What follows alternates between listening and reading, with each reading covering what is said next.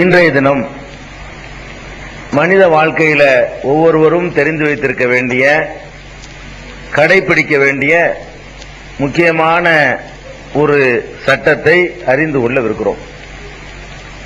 என்ன சட்டம் என்று சொன்னால்,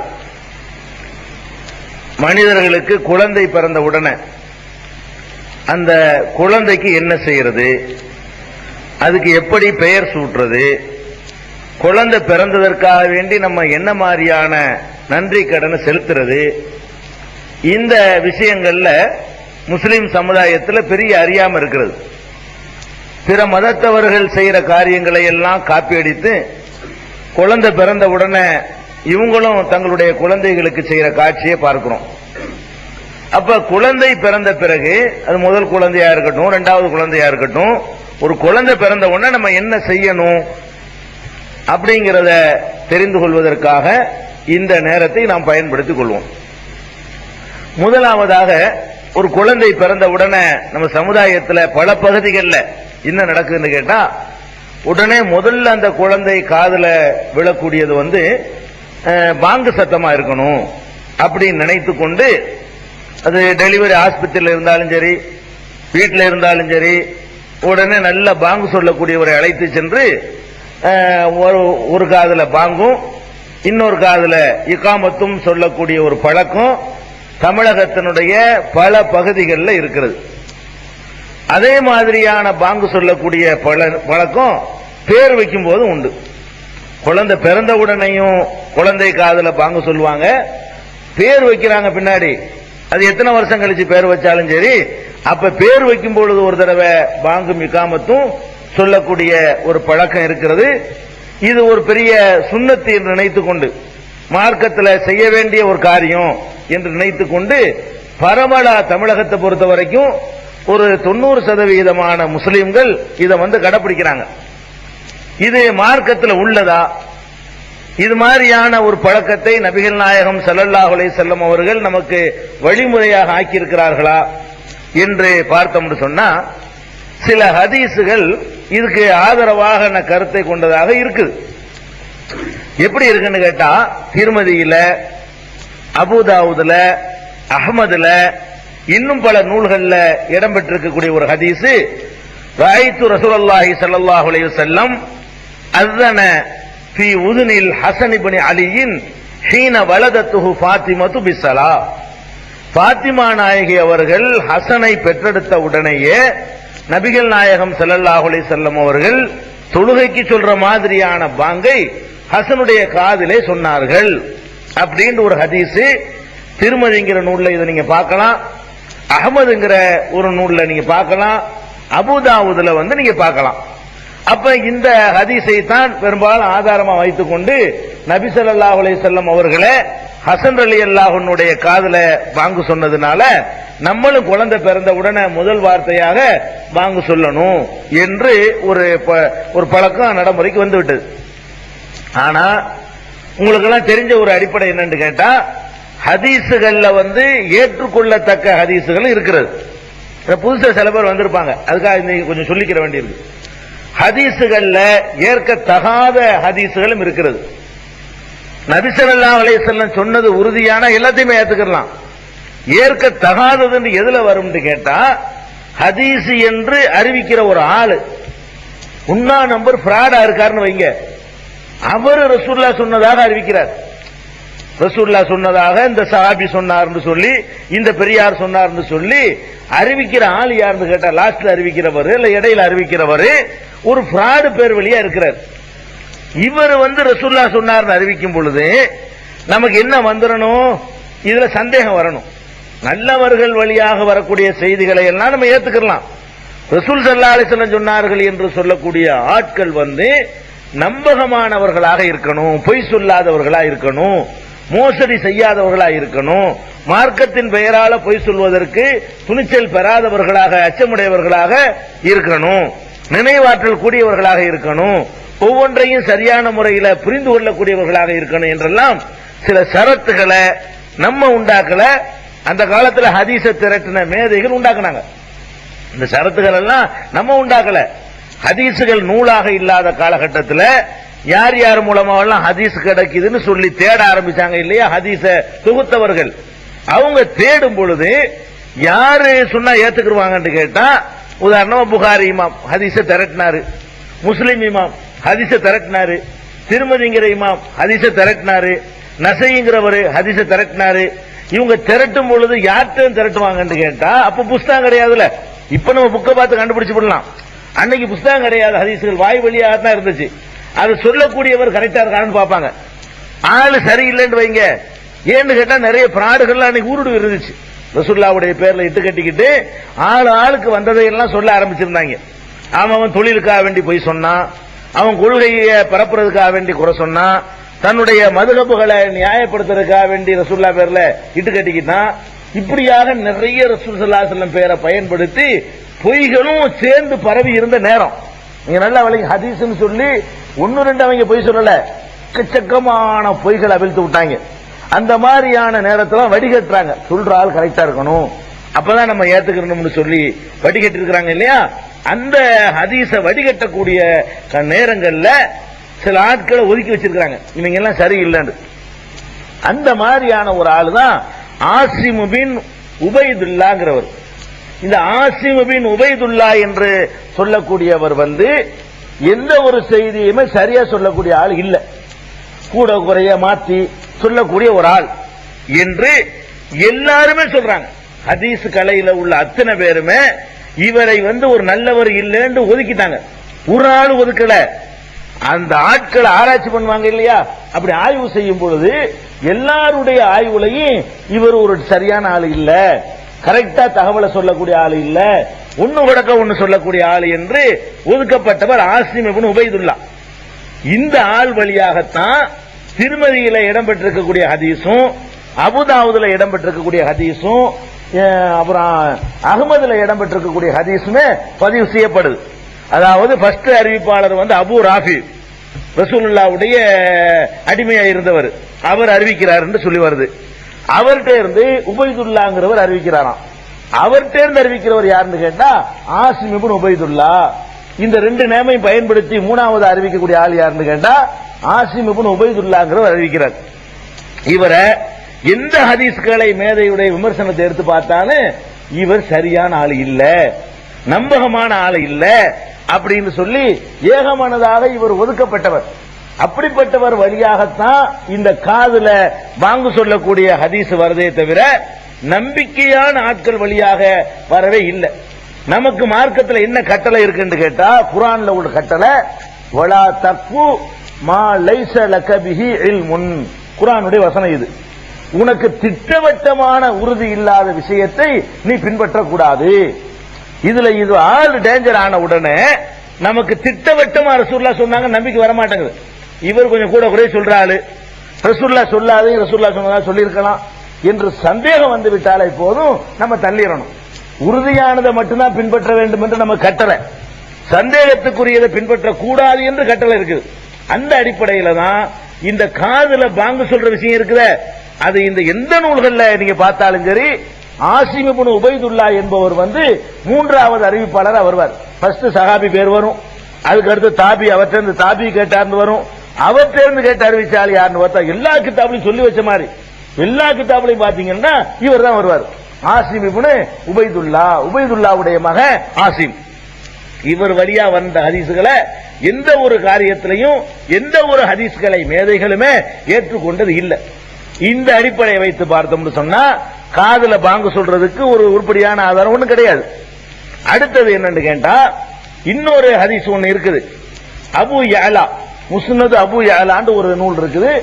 அதுல என்ன ஹதீஸ் இருக்குன்னு கேட்டா, யாருக்கு குழந்தை பிறந்த உடனே வலது காதில் மண் உலிதலகு ஃபஅஸன ஃபீ உதுனிஹில் யும்னா வ அகாம ஃபீ உதுனிஹில் யுஸ்ரா லம் தலுர்ஹு உம்முஸ்பியான். இப்படி ஒரு ஹதீஸ் அபு யஅலா. அந்த சம்பந்தமா சில ஆலிம்கள் இப்பெல்லாம் இருக்கிறவங்கள்ட்ட கேட்டுருவாங்க. அதுக்காக தான் அந்த டெக்ஸ்டோட வாட்சே உங்களுக்கு சொல்றேன். யாருக்கு குழந்தை பிறந்த உடனே வலது காதில் பாங்கையும் இடது காதில் இகாமத்தும் சொல்கிறார்களோ அந்த குழந்தைக்கு என்று வரக்கூடிய சில நோய்கள் வராது. அந்த குழந்தைக்கு வரக்கூடிய நோய்கள் இருக்கு இல்லையா, அந்த நோய்கள்ல இருந்தது பாதுகாப்பு பெறும். என்று ஒரு ஹதீஸ் முஸ்னத் அபூ யஅலாவுல இருக்குது. இதை வைத்துக் கொண்டு என்ன செய்வாங்க, இருக்குல்ல நோய் வராது இருக்குல்ல அப்படின்னு சொல்லக்கூடியவர்களை பார்க்கிறோம். 90% குழந்தைகளை சொல்லித்தான் செய்யறாங்க, நோய் வருது. இப்ப அந்த ஹதீஸ் பொய்ங்கிறதுக்கு பிராக்டிக்கலா உங்களுக்கு சான்றா இருக்குது. எல்லாருமே காதுல பாங்கிக்காம சொல்லிக்கிட்டு தான் இருக்கிறீங்க, அப்புறம் ஏன் வருது நோய், ஏன் வருது? அப்ப இந்த மாதிரியான ஒரு கேரண்டி எல்லாம் இஸ்லாம் கொடுக்கவே இல்லை. இதை செஞ்சா நோய் வர நோயெல்லாம் வரும். நோய் வர்றதுக்கு அல்லாஹ் நாடும்போது யாருக்கு வேண்டாலும் வரும். பருமை நோய்க்கெல்லாம் இந்த இபாதத்துகள் ஒரு காலத்திலும் காரணமா இருக்காது. அப்ப இதை விளங்காம என்ன இருக்குது, இந்த ஹதீஸ்ல அமைப்பும் சரியில்லை. ரெண்டாவது பாயிண்ட் என்ன கேட்டா, இது அறிவிக்கக்கூடிய அறிவிப்பாளர்கள்ல 2 பேர் சரியில்லாத ஆளுக்கு வர்றாங்க, ஒரு ஆள் இல்ல, 2 பேர் சரியில்லாத ஆளுக்கு இருக்கிறாங்க. எப்படி 2 பேர் சரியில்லாத ஆளுன்னு கேட்டா, இத ரசூல் ஸல்லல்லாஹு அலைஹி வஸல்லம் சொன்னதாக அறிவிக்கிறது முதல்ல ஹுசைன்கிறவர் சொன்னாராம், ரசூலுல்லாஹ்வுடைய பேரன். ஹுசைன் தெரிந்து யார் கேட்கிறாருன்னு கேட்டா, தல்ஹா பின் உபைதுல்லாங்கிறவர் கேட்டாராம். தல்ஹா பின் உபைதுல்லா இருந்து யாருன்னு கேட்டாருன்னு கேட்டா, மர்வான் பின் சாலிம் அப்படிங்கிற மூணாவதாக மர்வான் பின் சாலிம் என்பவர் இது சொன்னதாக வருகிறது. இந்த மர்வான் பின் சாலிம் இருந்து கேட்டவர் யஹ்யா பின் அலா. அப்ப இந்த மர்வான் பின் சாலிம்ங்கிறவரும் யஹ்யா பின் அலாங்கிற 2 பேருமே டேஞ்சரான ஆளுங்க. இந்த 2 பேர் சொல்லக்கூடிய எந்த ஹதீஸையும் எந்த ஹதீஸ்களை மேதைகளும் அமல்படுத்த மாட்டாங்க. இந்த ஆளுங்க சரியில்லாத ஆளுங்க. எந்த அளவுக்கு சரியில்லாத ஆளுக்கன்னு கேட்டா, இந்த மர்வான் பின் சாலிம் இருக்கிறாரு, இவர் நினைவாற்றல் குறைவு அந்த மாதிரியான கோளாறு உள்ளவர் இல்ல, தைரியமா இட்டுக்கட்டுற ஆள் இவர். இந்த மர்வான் பின் சாலிம்ங்கிற ஆள் எப்படிப்பட்ட ஆள்னு கேட்டா, மார்க்கத்தின் பெயரால எதையும் இட்டுக்கட்டி விட்டு அடிக்கிற அளவுக்கு தைரியம் பெற்றவர். அதனால இவரை மத்ரூக்குல் ஹதீஸுமாங்க. இவர் அறிவிக்கிற எந்த ஹதீஸையும் எடுத்துக்கிறவே கூடாது, இட்டுக்கட்டப்பட்டதுக்கு அடுத்த தரத்துல தான் இதை வைக்கணும் என்று சொல்ற அளவுக்கு மோசமானவர் யாரு, மர்வான் பின் சாலிம் அல் கிஃபாரிங்கிறவர். அடுத்தவர் யஹ்யா பின் அலா இருக்கிறார் பாருங்க, அவரும் மத்ரூக், அவரும் இட்டுக்கட்டால் தானா. அப்ப 2 பேர் இதை சொல்லக்கூடிய 2 பேரு. மூணாவது அதாவது ஹுசைன் தேர்ந்து தல்ஹா கேட்டாராம், தல்ஹா தேர்ந்து கேட்டவர் என்று மர்வான் வர்றாரு, இவர் இட்டு கட்டுறாரு. அவர் மர்வான் தான் எனக்கு சொன்னார்னு யஹ்யா சொல்றாரு, யஹ்யா பின் அலா அவர் இட்டு கட்டக்கூடிய ஆளு. இப்படின்றது நானா சொல்லல, இவர்கள் எல்லாம் இப்படிப்பட்ட ஆட்கள் என்ற விமர்சனம் இவர்கள் வாழ்ந்த காலத்திலேயே செய்யப்பட்டு எழுதப்பட்டு ரெக்கார்டு செய்யப்பட்டது. நம்ம எடுத்துதான் காட்டுறோம், நம்ம பாட்டுக்கு ஒரு ஆளை பிடிச்சி விமர்சனம் பண்ற நினைக்க கூடாது. இந்த விமர்சனங்கள் எதுவுமே நம்முடையது இல்ல. அந்தந்த காலத்தில் என்னை பற்றி ஒருத்தர் விமர்சிக்க பண்றதா இருந்தா, என் காலத்தில் உள்ளவருக்கு தான் அதுக்கு அதிகமான தகுதி இருக்குது. என் காலத்தில் இல்லாதவருக்கு என்னை பற்றி தெரியாது. என் காலத்தில் உள்ளவர்கள் என்னை பற்றி சொன்னா அடுத்தவருக்கு தெரியும். என் காலத்தில் உள்ளவர் சொல்லாம என்னை பற்றி யாரும் கண்டுபிடிக்க இயலாது. அதே மாதிரி தான் ஒவ்வொரு அறிவிப்பாளரை பற்றி விமர்சனம் செய்யறதா இருந்தால் அவரோட பார்த்து பேசி பழகி அவரை பற்றி அறிந்து வைத்திருக்கிறாங்களே அவங்க செஞ்ச விமர்சனங்கள் இதெல்லாம். அந்த அஹ்மது இப்னு ஹம்பல், யஹ்யா பின் முயின், இந்த மாதிரி ஹதீஸுக்காகவே தஹபி தங்களை அர்ப்பணித்துக் கொண்ட மேதைகள் இவங்க சரியில்லாத ஆளுக்கு 2 பேரும் சொல்லிட்டாங்க. அதனால இந்த ஹதீஸ் முஸ்னத் அபூ யஅலாவுல வரக்கூடிய இந்த ஹதீஸும் என்ன இல்ல, சரியில்லை, முடிஞ்சு போச்சா. 2 ஹதீஸ் தான். இதுக்கப்புறம் இன்னொரு ஹதீஸ் இருக்குது. அதாவது ரசூல் ஸல்லல்லாஹு அலைஹி வஸல்லம் ஹுசைனுடைய காதலையும் ஹசனுடைய காதலையும் 2 பேரும் பிறந்த உடனே ரசூல் ஸல்லல்லாஹு அலைஹி வஸல்லம் வாங்க சொன்னாங்க அப்படின்னு சொல்லி அபூ ராஃபி அறிவிக்கிறதாக ஒரு ஹதீஸ் தபரானியில இருக்குது. தபரானியில அவரே குறிப்பிட்டு போறார், தபரானியில இருக்குது. அதுல ஹம்மாத் பின் சுஐப் என்று ஒருத்தர் வர்றாரு, இவர் லைஃபுன் ஜித்தன், ரொம்ப ஆளுக்கான அவர். இவரு ஒரு யாவ சக்தியும் கிடையாது, ஒன்னோட ஒண்ணு சொல்றவரு, ஒழுங்கா மனப்பாடம் பண்ணி சொல்ல மாட்டாரு, உங்க சொல்றதை கேட்டுட்டு போய் வேற மாதிரி மாற்றி சொல்றது, அந்த மாதிரியான ஒரு ரேங்க்ல உள்ள ஒரு ஆளுங்கிறாங்க. அப்ப இந்த 3 தவிர இது குறித்து வேற ஹதீஸ்களே கிடையாது. இப்ப நம்ம மார்க்கத்துல தொழுகிறோம், நெஞ்சில கை கட்டுறோம், வேற குனிகிறோம், நிமிர்றோம், சைதா செய்யறோம்னா இதையெல்லாம் நமக்கு சொன்ன அறிவிப்பாளர்கள் ஒவ்வொருவருமே மாணிக்கங்களா இருக்கிறாங்க, நம்பகமானவர்களா இருக்கிறாங்க. பொய்யர்கள் என்றோ பலவீனர்கள் என்றோ சொல்ல முடியாத அளவுக்கு உறுதியானவர்களா இருக்கிறாங்க. அப்படிப்பட்டவர்கள் தான் நமக்கு ஒரு சட்டத்தை சொல்லும் போது நம்பிக்கை வருமே தவிர, பொய் ஈப்ரா அடிப்பத்தலாட்டம் யாவ சக்தி இல்லாத ஆளு, ஒண்ணு கிடக்க ஒண்ணு புரிஞ்சுக்கிறக்கூடிய ஆளு என்றெல்லாம் சொல்லப்படக்கூடியவர்கள் வழியாக எந்த செய்தி கிடைத்தாலும் நீங்கள் பின்பற்றக்கூடாது. நம்பிக்கை இல்லாதவங்க சொன்னீங்க உலகத்தில் பின்பற்றுவீங்களா? நான் கேட்கிறேன், தீன விட்டுருவோம். உலக விஷயத்திலேயே எதை யார் சொன்னா கேட்பிய, ஒரு ஆள் உண்ணா நம்பர் பொய்யே அவனுக்கு தொழில் வச்சுக்கிறங்க. அவன் சொல்றான் அந்த பர்மா பஜார்ல ஓசியா சீனி சக்கரை கொடுக்குறாங்க போவீங்களா நீங்க, இவனுக்கு இதாண்ட வேலை, இவனுக்கு கொஞ்சம் போக முடியுமா வேலை இல்லையா? அப்ப சாதாரண சக்கரை கொடுக்குறான்னு சொல்லும் பொழுது ஒரு தடவை முதல் தடவை போயிருப்பீங்க. இந்த புலி வருது கதை தான், புலி வருது 2-3 தடவை சொல்லி போடுவான், 3 தடவை வராது. 4வது தடவை புலி வருதுன்னு சொல்லி ஒருத்தர் போக மாட்டாங்க பாத்தீங்களா? அரசியல் நெசமா புலி வந்துடும், அடிச்சுட்டு போயிடும். அப்ப இந்த புலி வருதுங்கிற கதையில இப்படி 3 தடவை பொய் சொல்லி எல்லாருக்கும் பொய்யன்னு தெரிஞ்ச உடனே 4வது தடவை யாராவது போவாங்களா?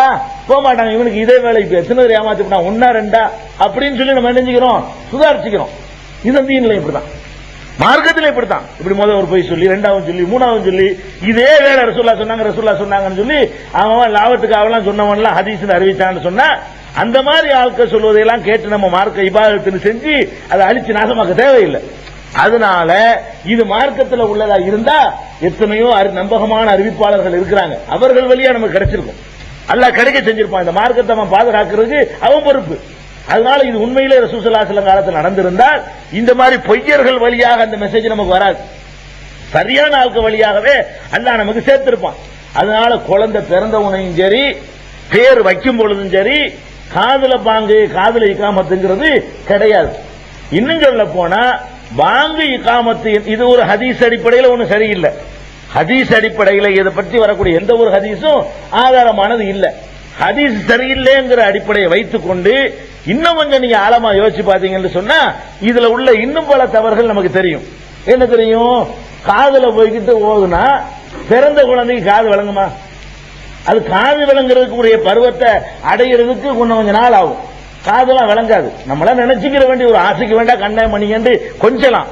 ஒரு காலத்தில் இந்த கண்ணை மணியெல்லாம் அது விளங்காது, ஒரு சத்தமும் விளங்காது.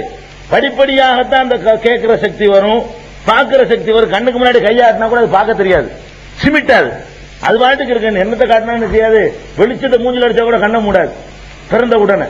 அப்ப அந்த மாதிரி பார்க்கிறது கேட்கிற சக்திகள் எல்லாம் படிப்படியாகத்தான் மனுஷனுக்கு கிடைக்குது.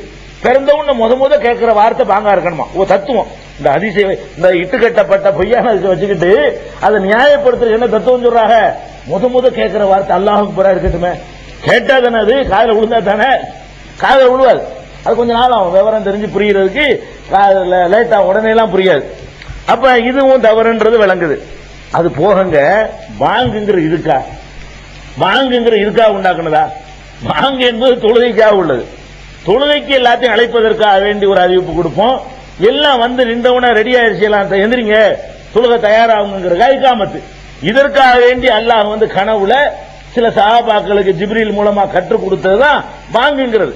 வாங்கு எதுக்காக சொல்லப்பட்டுச்சோ அதுக்கு குழந்தை காதல கொண்டு அதை சொல்றதுக்கு எந்த ஒரு சம்பந்தமே கிடையாது. இதையும் நீங்க விளங்கிக்கணும்.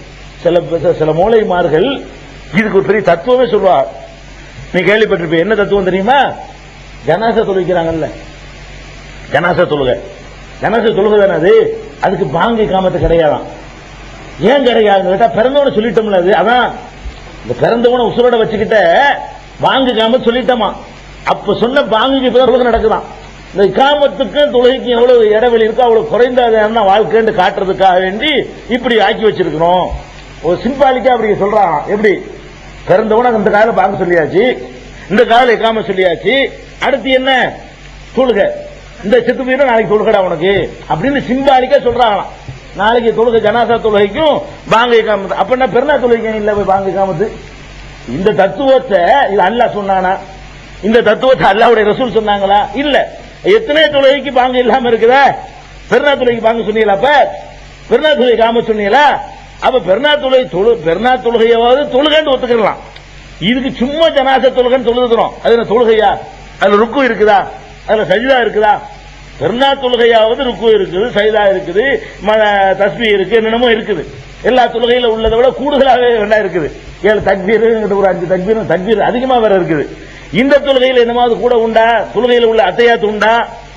இது இறந்து போனவருக்கு செய்யற பிரார்த்தனை, அது சும்மா தொழுகைன்னு சொல்லிக்கிறோம். இறந்தவருக்காக வேண்டி அல்லாஹ்ட்ட கேட்கிற ஒரு துவா தான் ஜனாசா தொழுகை. இதுக்கு வந்து பாங்கு காம தன்னைக்கு சொல்லிட்டாங்களா? இப்பதான் என்ன செய்யறாங்களாம், தொழுகை நடத்தணும்னு சொல்லி ஒரு தத்துவத்தை வேற சொல்லி இதை நியாயப்படுத்துவாங்க. அதனால பிறந்த குழந்தைக்கு பிறந்த உடனேயும் சரி, அதுக்கு பேர் வைக்கும் போதும் சரி, பாங்கு இகாமத்து சொல்வது என்பது பிதஅத். எந்த ஒரு ஆதாரங்களினாலும் நிரூபிக்கப்படாத இட்டுக்கட்டப்பட்ட பலவீனமான எல்லோரும் எல்லா அறிஞர்களும் நிராகரித்து விட்ட செய்திகள் அடிப்படையில் உருவாக்கப்பட்டிருக்கிறது. அதுல சிலருக்கு வருமானம் இருக்கிறதுனால அதை கடைபிடிச்சுக்கிறாங்க. அவங்க பலவீனத்தெல்லாம் பார்க்க மாட்டாங்க. சில ஆட்கள் இப்படி ஒண்ணு இருந்தா எத்தனை பேருக்கு பாங்க சொல்ல தெரியும், ஒழுங்கா சொல்ல தெரியாது. எங்களை மாதிரி ஆட்களை கூப்பிடுவீங்க. அதுக்காக வேண்டி பலவீனமா இருந்துட்டு போகுதுப்பா, நம்மளுக்கு தானே வருமானம் அப்படிங்கறதுக்காக வேண்டி சில பேர் என்ன செய்யறாங்க, இதை தெரிஞ்சுக்கிட்ட இதை மக்கள்கிட்ட அறிமுகப்படுத்திட்டே இருக்கிறாங்க. இது கிடையாது, விளங்கிக்கணும். சரி, குழந்தை பிறந்துருச்சு. குழந்தை பிறந்த உடனே ஃபர்ஸ்ட் நம்ம குழந்தைக்கு என்ன செய்யணும், பாங்க காமத்தெல்லாம் கிடையாது. குழந்தைக்கு பெயர் சூட்டுறது இருக்குல்ல, அடுத்து குழந்தைக்கு செய்ய வேண்டிய கடமை பெயர் சூட்டுறது. எப்ப பெயர் சூட்டுறது இன்னைக்கு பாக்குறோம். சில பகுதிகளில் பெயர் சூட்டுறதுக்கு கிட்டத்தட்ட 1 வயசு 2 வயசுலாம் ஆயிரும். பேரை வைக்க மாட்டாங்க. அதுக்கு இடையில டெம்பரவரியா ஒரு பேர் வச்சுக்குவாங்க. தற்காலிகமா ஒரு பேர் வச்சுக்கிட்டு ஒழுங்கு அப்புறமேல வேற ஒரு பேர் வைக்கிறது. இந்த மாதிரியா பேர் வைக்கக்கூடிய காட்சிகள் எல்லாம் பாக்குறோம்.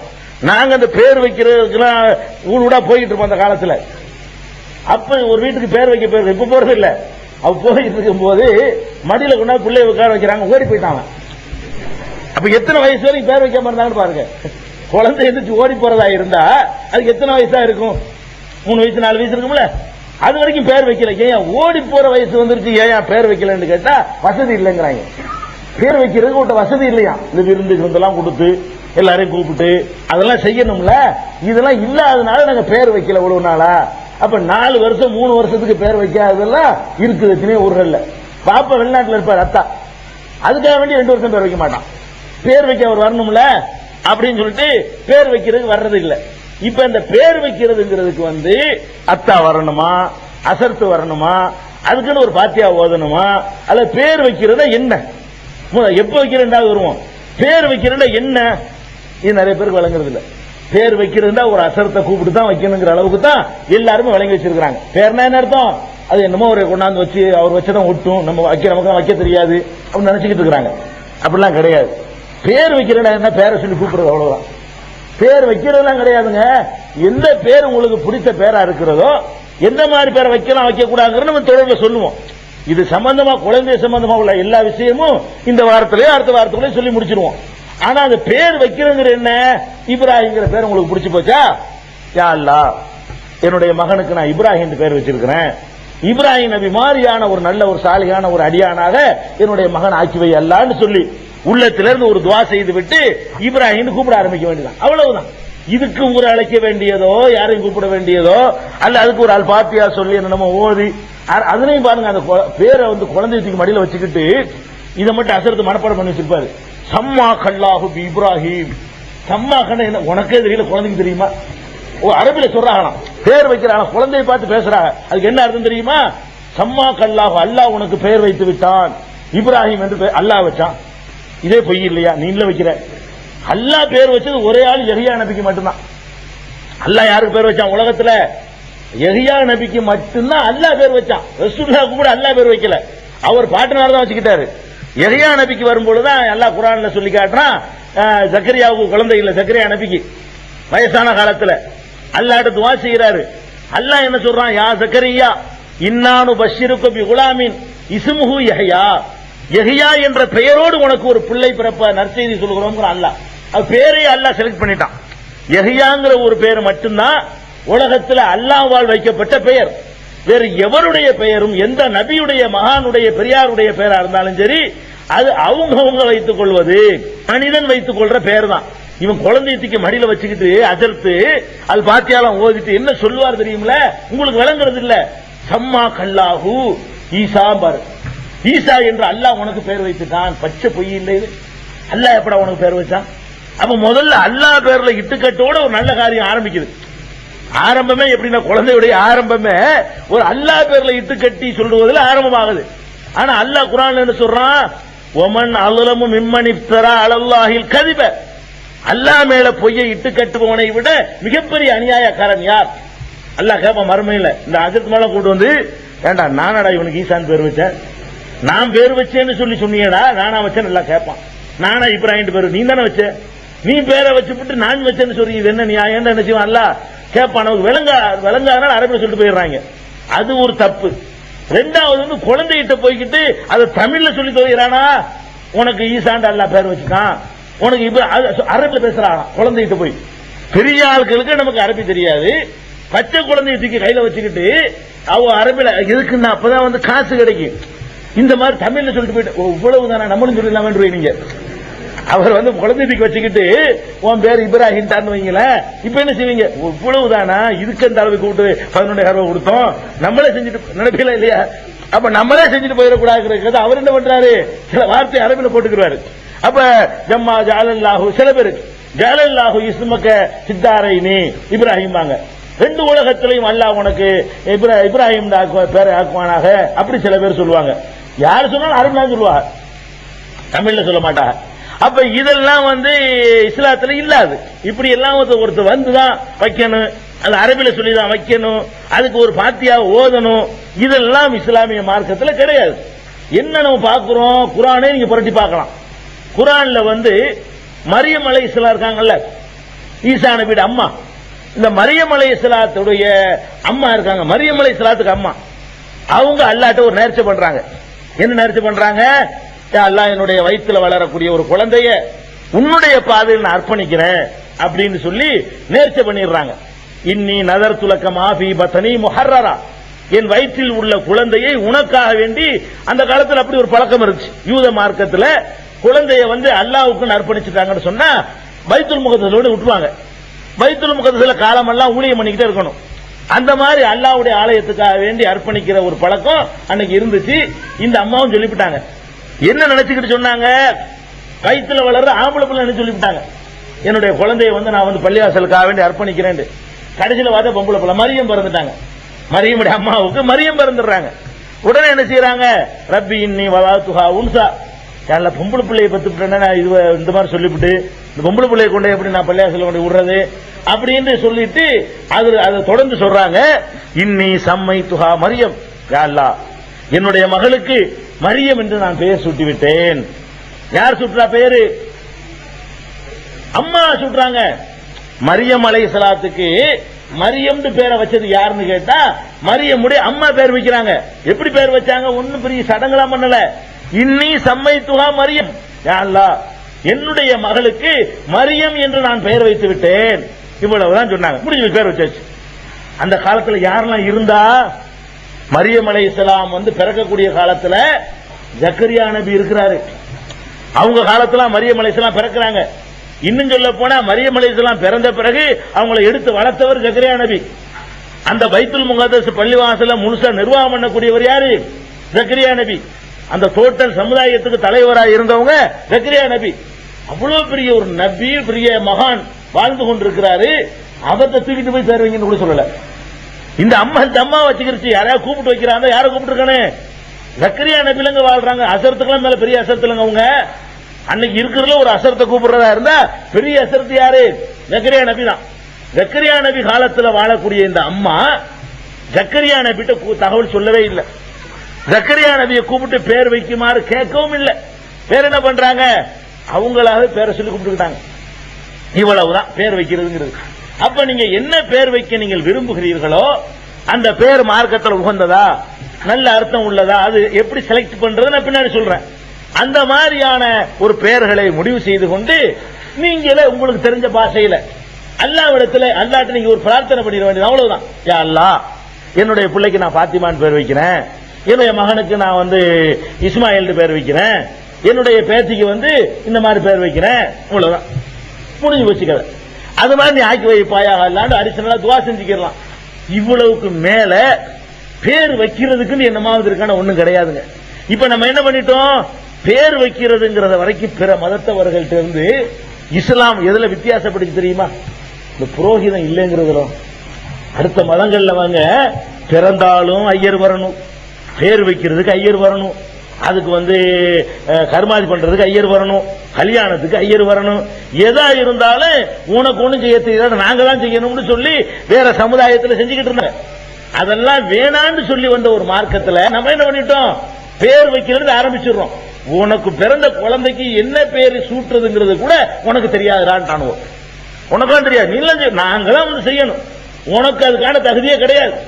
என்று சொல்லக்கூடிய அளவுக்கு இந்த சமுதாயத்தை ஒண்ணுமில்லாதவங்களை ஆக்கி இவர்கள் என்னமோ பெயர் வச்சாதான் அல்லாஹ் கபூல் செஞ்சுக்கிறான்னு சொல்லி அல்லாஹ்வுக்கு புரோக்கராக இவர்கள் தங்களை ஆக்கி கொண்டிருக்கிறாங்களே. இதுதான் நீங்க கவனிக்கிற இந்த 1.25 ரூபாயில பெரிய விஷயம் இல்ல, 11.25 ரூபாய் கொடுக்கிற பெரிய விஷயம் இல்ல. இதுக்கு பின்னாடி இருக்கிற நம்பிக்கை என்ன? உனக்கு தெரியாது எனக்கு தெரியுங்கிற ஆணவம். தன்னுடைய குழந்தைக்கு பெயர் வைக்கிறதுக்கு பெற்ற அப்பனுக்கு தெரியாதான், பெற்ற அம்மாவுக்கு தெரியாதான், இவருக்கு தெரிஞ்சிருமா. இந்த ஆணவம் இருக்கு பாருங்க, இதுதான் ஒழிக்கப்படணும். இல்லைன்னா புரோகித இஸ்லாத்தில் இருக்கிற அர்த்தம் விமர்சிக்கிறதுக்கு இடம் கொடுத்துரும். இஸ்லாத்தில் அது கிடையாது. ஒரே ஒரு விஷயம் இருக்குது. ரசூல் ஸல்லல்லாஹு அலைஹி வஸல்லம் காலத்துல குழந்தை பிறந்துச்சுன்னு சொன்னா சில சஹாபாக்கள் ரசூல் ஸல்லல்லாஹு அலைஹி வஸல்லம் கூட தூக்கிட்டு வருவாங்க. தூக்கிட்டு வந்து அல்லாஹ்வுடைய தூதரே எனக்கு குழந்தை முதல்ல அங்க கொண்டு வந்துருவாங்க. ரசூலுல்லாஹ் இருந்த காலம் வரைக்கும் முதல்ல ரசூல் ஸல்லல்லாஹு அலைஹி வஸல்லம் கிட்ட குழந்தையை கொண்டு வருவாங்க. கொண்டு வந்து அந்த காலத்துல உள்ள உணவுல சிறந்த உணவு அவங்களோட பேரிச்சம்பழம் தான். ஒரு பேரிச்சம்பழத்தையும் கொண்டு வருவாங்க. ரசூல் ஸல்லல்லாஹு அலைஹி வஸல்லம் என்ன செய்வாங்கன்னு கேட்டா அந்த பேரிச்சம்பழத்தை மென்று அந்த குழந்தைக்கு ஏற்ற அளவுக்கு ஆக்கி வாயில வைக்குவாங்க, எடுத்து மென்று கொடுப்பாங்க. அந்த குழந்தைக்கு முதல்ல அந்த பேரிச்சம்பழம் உணவு போகட்டுமே கொண்டு வந்தாங்களே. ஆனால் ரசூல் ஸல்லல்லாஹு அலைஹி வஸல்லம் ஒரு பேரை கேட்டா செலக்ட் பண்ணி சொல்லிடுவாங்க. இத ஆதாரமா வச்சுக்கிட்டு தான் ரசூலுல்லாஹ் செஞ்சிருக்காங்கல்ல, சஹாபாக்கள் ரசூலுல்லாஹ் தூக்கிட்டு போனாங்க அப்படின்னு ஆதாரத்தை பாருங்க. ரசூல் ஸல்லல்லாஹு அலைஹி வஸல்லம் சஹாபாக்கள் தூக்கிட்டு போனதுனால நாங்க என்ன செய்யறோம், அஜரத்தை கூட்டு வைக்கிறோம். அப்ப அஜரத்து ரசூலுல்லாஹ் ஒண்ணா எங்க ஒண்ணு நிப்பாட்டாங்க பத்தியில. சில விஷயங்கள்ல நீங்க ரசூலுல்லாஹ் பின்பற்ற முடியாது, எல்லாத்துலயும் நீங்க ரசூலுல்லாஹ்வோட போட்டி போட முடியாது. எந்த விஷயத்துல பண்ணலாம், நமக்கு எதுல வழிகாட்டியா வந்தாங்களோ அதுல பின்பற்றலாம். ரசூல் என்பதற்காக கொடுத்த தகுதி இருக்குதே அதுல நீங்க போட்டி போட முடியாது. இப்ப ரசூல் ஸல்லல்லாஹு அலைஹி வஸல்லம் செஞ்ச இந்த மாதிரி ரசூலுல்லாஹ் வஃபாத்தான பிறகு அபூபக்கர் ரலியல்லாஹு அன்ஹு ஆட்சிக்கு வந்தாங்க. ஒவ்வொரு வீட்டுல குழந்தை பிறந்தவன அபூபக்கர் தூக்கிட்டு வந்தாங்களா?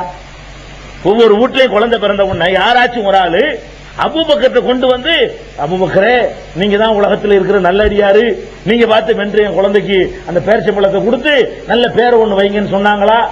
உமர் ரலியல்லாஹு அன்ஹு காலத்தில் அவர்கிட்ட கொண்டு வந்தாங்களா? உஸ்மான் ரலியல்லாஹு அன்ஹு காலத்தில் அவங்கள்ட்ட கொண்டு வந்தாங்களா?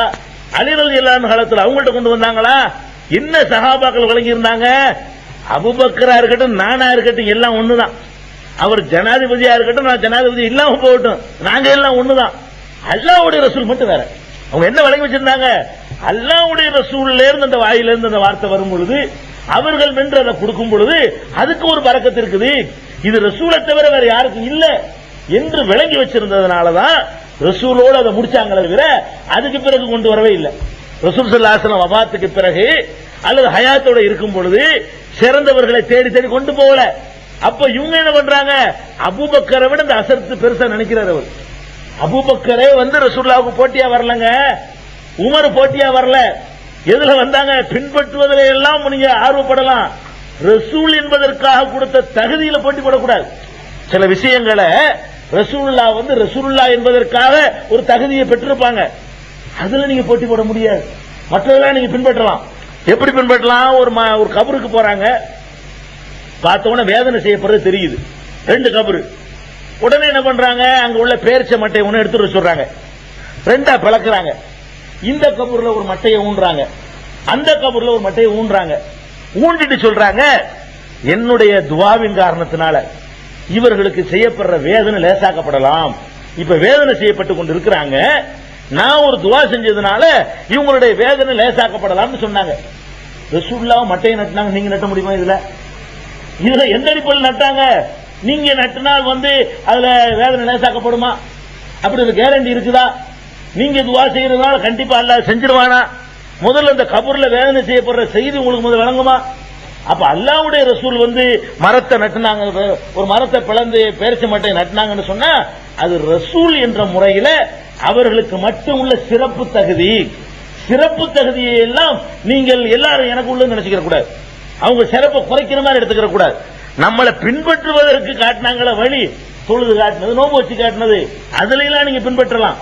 ரசூல் என்பதற்காகவே அவங்களுடைய பரக்கத்துக்காக வேண்டி அவங்களுடைய சிறப்புக்காக வேண்டி சில காரியங்கள் நிகழ்ந்திருக்குமையானால் அதை அடுத்த ஆளுக்கு கொடுத்து ரசூலையும் அஜரத்தையும் ஒன்னாக்கி விடாதீங்க. இது பெருமானார் ஸல்லல்லாஹு அலைஹி வஸல்லம் காலத்தோட முடிந்துவிட்ட ஒரு விஷயம். அவர்கள் எது எப்படி நான் விளங்கிக்கணும்னு கேட்டா, சஹாபாக்கள் இதை எப்படி புரிந்து கொண்டார்கள் அதான் நீங்க கவனிக்கணும். இது நானா சொல்ற வியாக்கியானம் நீங்க நினைக்க தேவையில்லை. ரசூல் ஸல்லல்லாஹு அலைஹி வஸல்லம் என்று கொடுத்து பெயர் வச்சாங்களே, இதை சஹாபாக்கள் எப்படி புரிஞ்சுக்கிட்டாங்க? ரசூலுக்கு மட்டும் என்று புரிந்தார்களா, அல்ல எந்த பெரியவற்றை வேண்டாலும் கொண்டு போனாலும் புரிந்தார்களா? ரசூலுக்கு மட்டும் என்றுதான் புரிந்தார்கள். ரசூலை தவிர வேற யார்ட்டையும் கொண்டு போகவில்லை. அதுக்கு பிந்தி சஹாபாக்கள் வாழ்ந்தாங்க.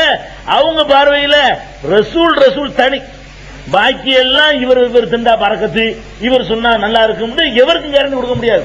அபூபக்கர் பேர் வச்சாலும் சைத்தான் இருக்கலாம், அல்லாஹ்வுடைய ரசூல் பேர் வச்சாலும் சைத்தான் இருக்க முடியாது. உமர் வாயினால் பேர் வைக்கப்பட்டவர் பிராடா இருக்கலாம், அல்லாஹ்வுடைய ரசூல் பேர் வச்சாங்கன்னா அப்படி இருக்க முடியாது. அந்த மாதிரி ஒரு பரக்கத்தும் அந்த மாதிரியான ஒரு தூதருங்கிற ஒரு பவரும் கொடுக்கப்பட்டவங்களை கொண்டு வந்து நம்மள மாதிரி சாதாரண 1000 ரூபாய்க்கு பாத்தியா வரையும் அவரையும் ஒன்னாக்குறதா இருந்தா எப்படி இது நியாயம்? அதனால பெருமானார் ஸல்லல்லாஹு அலைஹி வஸல்லத்துடைய சிறப்பு தகுதியாக அவர்கள் போய் வைக்கலானா ஒரு இடத்துல, அதையும் கவனிச்சுக்கணும். வீடு வீடா போய் ரசூலுல்லாஹ் பேர் வைக்கல, ஆர்வத்தோட குழந்தைகளை கொண்டு வந்தாங்கன்னு சொன்னா ரசூல் ஸல்லல்லாஹு அலைஹி வஸல்லம் செய்வாங்க, பேர் சம்பளத்தை மென்று கொடுத்து பெயர் வைக்குவாங்க. அதனால பேர் வைத்தல் என்பது யாரையும் தேடி போய் வைக்க கூடாது. அல்லாஹ்வுடைய ரசூலுக்கு மட்டும் உள்ள காசியத், தனித்தன்மை அது. மற்றபடி நீங்க வைக்கிறதா இருந்தா நீங்களாகத்தான் வைத்துக் கொள்ளணும். இன்னும் சொல்ல போனா உங்களை விட நீங்க யாரை கூட்டிட்டு வர்றீங்களோ அவருக்கு அந்த குழந்தையை பற்றி பெருசு அக்கறை இருக்காது. அல்லாஹ்வுடைய ரசூலுக்கு அக்கறை இருக்கும். பெத்த தாய் தகப்பனை விட இந்த குழந்தை சொர்க்கத்துக்கு போகணும் என்று ஆசைப்படுவதில் ரசூலுல்லாஹ் தான் மிஞ்சுவாங்க. தாய் தகப்பன் கூட சலுகை கொடுத்து நரகவாசி ஆக்கி விட்டுருவான். அல்லாஹ்வுடைய ரசூல் இந்த குழந்தை சொர்க்கத்துக்கு தான் போகணும்னு ஆசைப்படுவாங்களே, அதுல உங்களெல்லாம் விட நல்லா ஆசைப்படுவாங்க. அப்ப இன்னைக்கு கூலி கூப்பிடுறீங்களே, அந்த அசர்த்து உங்களை விட அந்த குழந்தை மேல அதிக அக்கறை உள்ளவரா, இஹ்லாஸோட செய்வாரா? குடுக்கிற காசு திட்டிக்கிட்டு பேர் வச்சு போறவனா இருக்கான். என்ன செய்ய போறாங்க தெரியலையே, குடிசையா இருக்க 1 ரூபா தருவானா 1.5 ரூபா தருவானா, இங்கெல்லாம் நம்மள அப்படி சொல்லிக்கிட்டு பேர் வைக்கணும்லாம் இருக்கிறான். இந்த பேர் வச்சு பறக்க தள்ளி கொட்ட போதாங்க. பணக்கார வீட்டுல உட்காந்து செய்யுது, நல்லதான் இருக்கு, பெருசா தான் இருக்கு, தருவாங்க 100 ரூபாய் தருவாங்க, இவ்வளவு தெரியுது அப்படின்னு சொல்லிட்டு இப்ராஹிம் பேர் வச்சா என்னத்துக்கு ஆகுங்கிறது? இதா உனக்கு இருக்கிற இஹ்லாஸ் எனக்கு இருக்குமா? அவனுடைய காரியத்துக்கு அவன் புள்ள, உன் பிள்ளைக்கு நீ பேர் வச்சா எப்படி வைப்பியா? இதுக்கெல்லாம் இப்படி பேர் வைக்க வேணும் அப்படின்னு நினைச்சு வைப்பியா? எவ்வளவு இஹ்லாஸ் வரும், எவ்வளவு இறையச்சம் இருக்கும். அல்லாண்டு கூப்பிடும் பொழுது இதயத்திலிருந்து அது அல்லாங்கிற அழைப்பு வருமேங்க. நான் ஏன் உன் பிள்ளைக்க வேண்டி இதயத்திலிருந்து கூப்பிட போறேன்? நீ கொடுக்கிற காசுக்காக நான் செய்ய போறேன்.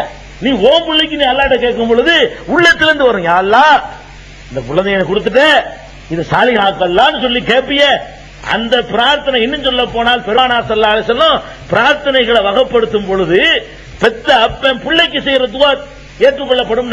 ஏற்றுக்கொள்ளப்படக்கூடிய துஆக்கள் சில துஆக்களை ரசூல் ஸல்லல்லாஹு அலைஹி வஸல்லம் சொல்லியிருக்காங்க. மறைவா இருப்பவனுக்காக வேண்டி நம்ம துஆ செய்யறது, கண்ணுக்கு முன்னாடி துஆ செஞ்சா முகஸ்துதி ஆயிரும். எனக்கு நீங்க துஆ செய்யறாந்தா என்னை பார்க்காத இடத்துல உட்கார்ந்து எனக்காக நீங்க துஆ செய்யணும். அதுக்கு வெயிட் கூட. நான் உங்களுக்கு துஆ செய்யறான்னா மறைவில் ஒருவன் மற்றவனுக்கு செய்யற துஆ அங்கீகரிக்கப்படும். வெள்ளிக்கிழமையில செய்யற துஆ அங்கீகரிக்கப்படும். ஹரமில் செய்யற துஆ அங்கீகரிக்கப்படும். பாதிக்கப்பட்டவனுடைய துஆ அங்கீகரிக்கப்படும். பிரயாணத்தில் இருந்து கொண்டு அல்லாஹ்வை மறக்காம செய்யறான அந்த துஆ அங்கீகரிக்கப்படும். அந்த வரிசையில அப்பன் மகனுக்கு செய்யற துஆ அங்கீகரிக்கப்படும்ங்கறாங்க. பெத்த அப்பன் பிள்ளைக்காக கேட்கிற துஆ இருக்க அது அங்கீகரிக்கப்படுமா? அப்ப அசரத்துக்கு மேல தரஜாவோட நீ உட்கார்ந்துக்கிட்டு ஏன் என்னை கூப்பிடுற? நீ உன் பிள்ளைக்கு துஆ செய்யறதுல நான் செய்வதை விட நீ செஞ்சால் கூடுதல் பவர். அப்ப நீ துஆ செஞ்சு பேர் வைக்கணுமே தவிர இதுக்கும் ஒரு புரோக்கரை கூட்டிட்டு வந்து வைக்கணும்னு நினைக்க கூடாது. அதனால பேர் வைங்க நீங்களாகவே, யா அல்லாஹ் இந்த பேரை நான் தேர்ந்தெடுத்துக் கொண்டேன், இது மாதிரி நீ ஆக்கி வை அல்லாஹ்னு சொல்லிவிட்டு பேரை சொல்லுங்க. அதுக்கப்புறம் கூப்பிட ஆரம்பிங்க, முடிஞ்சு வச்சு கதை. இதுதான் ஒண்ணு. எப்ப பேர் வைக்கிறது அப்படின்னு கேட்டா அதுல 2-3 கருத்துக்கள் இருக்குங்க. ஒரு ஹதீஸ்ல இருக்குது 7வது நாளில ரசூல் ஸல்லல்லாஹு அலைஹி வஸல்லம் சொல்றாங்க, குழந்தைக்கு பேர் வைக்கிறதா இருந்தா 7வது நாளில் குழந்தைக்கு அகீகா கொடுங்க. 7வது நாள்ல திருமதியில ஒரு ஹதீஸ் சமுரா அறிவிக்கிறாங்க, ரசூல் ஸல்லல்லாஹு அலைஹி வஸல்லம் சொல்றாங்க, அல் குலாமு முர்தஹினுன் பி அகீகத்திஹி, ஒவ்வொரு குழந்தையும் அகீகாவுக்கு பொறுப்பாளியாக்கப்பட்டிருக்கிறான். அகீகா பத்தி நான் பின்னாடி சொல்லுவேன். யுதுபஹு அன்ஹு யௌம ஸாபிஇ, 7ஆம் நாள் அந்த குழந்தைக்காக அகீகா கொடுக்கப்பட வேண்டும். பொய் சம்மி, 7ஆம் நாள் பெயர் சூட்ட வேண்டும். பொய் அஹ்லிகு ரஅஸஹு, 7ஆம் நாள் தலையை மலிக்க வேண்டும் என்று பெருமானார் ஸல்லல்லாஹு அலைஹி வஸல்லம் சொன்னதாக திருமதியில சமுரா பின் ஜுந்துப் ரலியல்லாஹு அன்ஹு அவர்கள் அறிவிக்கக்கூடிய ஆதாரப்பூர்வமான ஹதீஸ் இருக்குது. அப்ப 3 செய்தி சொல்றாங்க. பேரை எடுத்துக்குவோம், அகீகா 2வது வருவோம். 7வது நாளில் பெயர் சூட்ட வேண்டும். குழந்தை பிறந்த குழந்தைக்கு 7வது நாளில் பெயர் சூட்ட வேண்டும் என்று இந்த ஹதீஸ் வந்த வைத்துக் கொண்டு பெரும்பாலான அறிஞர்கள் என்ன பண்றாங்கன்னு கேட்டா, குழந்தை பிறந்தவன பெயர் வைக்க கூடாது, 2வது நாள் வைக்க கூடாது, 3வது நாள் வைக்க கூடாது. எப்ப வைக்கணும்? 7வது நாள் தான். ரசூலுல்லாஹ் நாளை குறிப்பிடுறாங்களே, 7வது நாள் பெயர் வைக்கணும் என்று சில பேர் பெரும்பாலானவங்க சொல்றாங்க. ஆனா சரி இல்லை.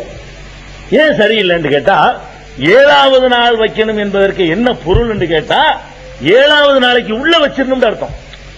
7 தாண்டக்கூடாதுன்னு அர்த்தமே தவிர 6வது நாள் வைக்கக்கூடாதுங்கிற அர்த்தத்தில் அது சொல்லப்படல. 5வது நாள் வைக்கக்கூடாதுங்கிற அர்த்தத்தில் சொல்லப்படல. 4வது நாள் வைக்கக்கூடாது என்ற அர்த்தத்தில் சொல்லப்படல. பிறந்த அன்னைக்கு வைக்கக்கூடாது என்ற அர்த்தத்தில் சொல்லப்படல. அப்படின்னு நான் எதை வச்சு கண்டுபிடிச்சேன் அப்படின்னு பாத்தீங்கன்னா, பெருமானார் ஸல்லல்லாஹு அலைஹி வஸல்லம் அவர்கள்ட்ட பிறந்தவன தூக்கிட்டு ஓடியாருவாங்களாம். பேர் வச்சிருக்காங்க. என்னைக்கு வச்சிருக்காங்க? 7ஆம் நாள் தான் வைக்கணும்னா ஏன்டா அதுக்கு தூக்கிட்டு வந்தீங்க, 7 நாள் கழிச்சு வாங்கன்னு சொல்ல வேண்டியானே. ரசூல் ஸல்லல்லாஹு, அதுக்கு சில சம்பவங்கள் ஹதீஸ்ல காட்டுறேன். ரசூல் ஸல்லல்லாஹு அலைஹி வஸல்லம் அவங்கள்ட்ட குழந்தை பிறந்த உடனே முதல் வேலையை நம்ம ரசூலுல்லாஹ்ட்ட கொண்டு போவோம் பேசிட்டு கொண்டு வருவாங்க. முதல் வேலையை நம்ம எங்க கொண்டு போயிருவோம்? ரசூலுல்லாஹ்ட்ட குழந்தை தூக்கிட்டு போயிருவோம். குழந்தை வரும். அப்ப ரசூல் ஸல்லல்லாஹு அலைஹி வஸல்லம் அவர்கள் 7ஆம் நாள் தான் வைக்க வேண்டும் என்பது சட்டமாயிருந்தால் என்ன செஞ்சிருக்கணும்? ஏன் அதுக்குள்ள தூக்கிட்டு வந்தீங்க? அடுத்த வெள்ளிக்கிழமை கொண்டு வாங்க, இன்னைக்கு ஏன் கொண்டு வந்தீங்க? அடுத்த ஞாயிற்றுக்கிழமைக்கு வாங்க, இன்னும் 7 நாள் ஆவலையில என்று சொல்லியிருக்கணும் இல்லையா? சொல்லல. 1 இல்ல, 2 இல்ல, 3 இல்ல, நிறைய பேருக்கு உடனே பேர் வச்சிருக்காங்க. குழந்தையை தூக்கிட்டு வந்தவுடன் நினைச்சிருக்காங்க ரசூல் ஸல்லல்லாஹு அலைஹி வஸல்லம், உடனே பேர் வச்சிருக்காங்க. அப்துல்லாஹ் இப்னு சுபைர் அவர் ஒரு சஹாபி. அவர் மதீனாவுக்கு போனவன பிறந்த முதல் குழந்தை. அப்துல்லாஹ் இப்னு சுபைர் யாரு? மதீனாவுக்கு போன உடனே ஹிஜ்ரத் பண்ணி போனாங்கல்ல, ஹிஜ்ரத் பண்ணி போன முஸ்லிம்களுக்கு முதல்ல முஸ்லிம்களுக்கு குழந்தை பிறகு அப்பதான் உடனே என்ன செய்யறாங்க? பிறந்த உடனே தூக்கிட்டு வர்றாங்க அவரை ரசூல் ஸல்லல்லாஹு அலைஹி வஸல்லம் அவர்கள்ட்ட. அவங்க அப்துல்லாஹ் பேர் வச்சாங்க. அப்துல்லாஹ் இப்னு சுபைர்ங்கறவன் ஜுபைருடைய மகன். ஜுபைர் யாரு? ஆயிஷா அபூபக்கருடைய மருமகன். அவங்களுக்கு குழந்தை பிறந்த உடனே ரசூல் ஸல்லல்லாஹு அலைஹி வஸல்லம் உடனே தூக்கிட்டு வர்றாங்க. அன்னைக்கே ரசூல் ஸல்லல்லாஹு அலைஹி வஸல்லம் அவர்கள் பேர் வைக்கிறாங்க அப்துல்லாஹ். இதுல என்ன விளங்குது? அன்னைக்கே பேர் வைக்கலாம் விளங்குது. இது புகாரில வரக்கூடிய ஆதாரபூர்வமான ஹதீஸ். அன்றைக்கே அப்துல்லாஹ் இப்னு சுபைருக்கு பேர் வச்சாங்க என்று புகாரில வருது ஹதீஸ். அதே மாதிரி அபூ தல்ஹா இருக்கார்ல, அபூ தல்ஹாவும் உம்மு சுலைமுக்கும் ஒரு குழந்தை இருந்துச்சு. அந்த குழந்தை இறந்து போச்சு. அபூ தல்ஹா வெளியே போயிருக்கும்போது இந்த அம்மா புருஷன் கவலைப்படுவாருன்னு சொல்லி அதை மறைச்சு வச்சுட்டு அழகா சந்தோஷமா காணவன்ட்ட தாம்பத்தியம் நடத்திட்டு அதுக்கு பிந்தி அதை சொல்றாங்க அந்த செய்தியை. உடனே ரசூல் ஸல்லல்லாஹு அலைஹி வஸல்லம் மெசேஜ் வந்த உடனே, நேற்றிரவு நீங்கள் தாம்பத்தியம் நடத்தினீர்களா, அதன் மூலமா அல்லாஹ் உங்களுக்கு வேற ஒரு குழந்தையை தரவிருக்கிறான் அப்படின்னு சொல்றாங்க. சொன்ன உடனே குழந்தையும் பிறந்துருச்சு. குறிப்பிட்ட காலம் வந்த உடனே குழந்தை பிறந்துருச்சு. பிறந்தவன அபூ தல்ஹா சொல்றாரு, நம்ம முதல்ல ரசூலுல்லாஹ் தூக்கிட்டு வருவோம். குழந்தை பிறந்த உடனே முதல்ல வந்து ரசூலுல்லாஹ்வுடைய கையினாலதான் அவங்களுக்கு ஏதாவது கொடுக்கணும் அந்த குழந்தைக்கு அப்படின்னு சொல்லிட்டு பேரிச்சம்பழம் ஒண்ணு எடுத்துக்கிட்டு குழந்தை தூக்கிட்டு ஓடுறாங்க. இன்னொரு அறிவிப்புல அனஸ் ரலியல்லாஹு தான் வளர்க்குறாங்க. அனஸ் ரலியல்லாஹு கொடுத்து விட்டுறாங்க குழந்தைய. தூக்கிட்டு வந்தா ரசூல் ஸல்லல்லாஹு அலைஹி வஸல்லம் உடனே அன்னைக்கே நடக்குது. இதுவும் புகாரியில முஸ்லிம்ல இருக்குது. அன்னைக்கே ரசூல் ஸல்லல்லாஹு அலைஹி வஸல்லம் செய்றாங்க, அதுக்கு பேர் வைக்கிறாங்க. அந்த குழந்தைக்கு என்ன செய்றாங்க? பேர் வைக்கிறாங்க. அப்ப இந்த மாதிரி குழந்தை இன்னும் சொல்ல போனால் பொதுவா ஒரு ஹதீஸ் வருது, குழந்தை பிறந்துன்னு சொன்னா ரசூல் ஸல்லல்லாஹு அலைஹி வஸல்லம் என்ன செய்வாங்கன்னு கேட்டா உடனே அதுக்கு வந்து பேர் வச்சிருவாங்க. கொண்டு வந்தார்களேயானால் உடனே பேர் வைத்து அனுப்பிடுவார்கள் இருக்கு. அப்ப பெருமானார் ஸல்லல்லாஹு அலைஹி வஸல்லம் அவர்கள் குழந்தை பிறந்த அன்றைக்கே குழந்தையை கொண்டு வரும் பொழுது பல பேருக்கு பேர் சூட்டியிருக்கிறார்கள் வந்த உடனே. அதனால 7வது அன்னைக்கு தான் பெயர் சூட்டணுங்கிறது வந்து அப்படி ஹதீஸ் சரியான ஹதீஸ் தான். எப்படி புரிஞ்சுக்கணும்னு கேட்டா 7 தாண்டக்கூடாது. 7ஆம் நாள் பேர் வைக்கணும்னு சொன்னா பிறந்த அன்னைக்கே வை, 2வது நாளைக்கு வை, 3வது நாளைக்கு வை, 4வது நாளைக்கு வந்தாலும் வச்சுக்க. 7 நாள் வரைக்கும் பேர் வைக்காம இருக்கக்கூடாது. 7 தாண்ட பிறகு ஒரு வாரம் கழிஞ்ச பிறகு என்ன பேர்னு கேட்டா வைக்கலன்னு சொல்லாத. அதுக்கு தான் ரசூல் ஸல்லல்லாஹு அலைஹி வஸல்லம் செய்றாங்க, 7ஆம் நாள் பெயர் வைக்கணுங்கிறது கடைசி மேக்சிமம் 7ஆம் நாள் வச்சிடணும். அதிகபட்சமா நீங்க தாண்டதா இருந்தா 7ஆம் நாளுக்குள்ள கம்பல்சரியா வச்சுவிடணும் அப்படின்னு அர்த்தமே தவிர 7க்கு முந்தி வைக்க கூடாது என்று அர்த்தம் கிடையாது. 7க்கு பிந்தி வைக்க கூடாது, அதான் அதுக்கு உள்ள அர்த்தம். எதை வச்சு இதை வழங்குறோம்? 2 ஹதீஸ் நம்ம ஏத்துக்கணும். ரசூல் ஸல்லல்லாஹு அலைஹி வஸல்லம் ஒரு கட்டளை போட்டு அவங்க மீறுவாங்களா? 7ஆம் நாள் தான் வைக்கணும்னு கட்டளை போட்டுவிட்டு முதல் நாள் அவங்கள வைக்குவாங்களா?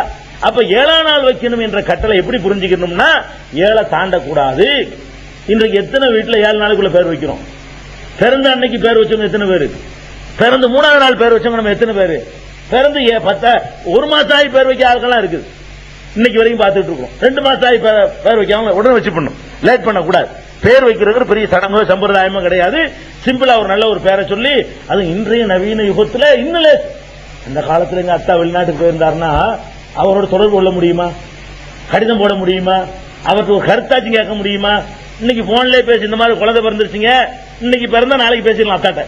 அவர் மக்காவில் இருந்தாலும் பேசலாம், அமெரிக்கா இருந்தாலும் பேசலாம். இங்க இருந்து பொண்டாட்டி பேசி இந்த மாதிரி பிறந்துருச்சு 7 நாளைக்குள்ள பேர் வைக்கணும், என்ன பேர் வைக்கலாம் சொல்லுங்க, அது சொல்லி கூப்பிட்டு முடிஞ்சு வச்ச கதை.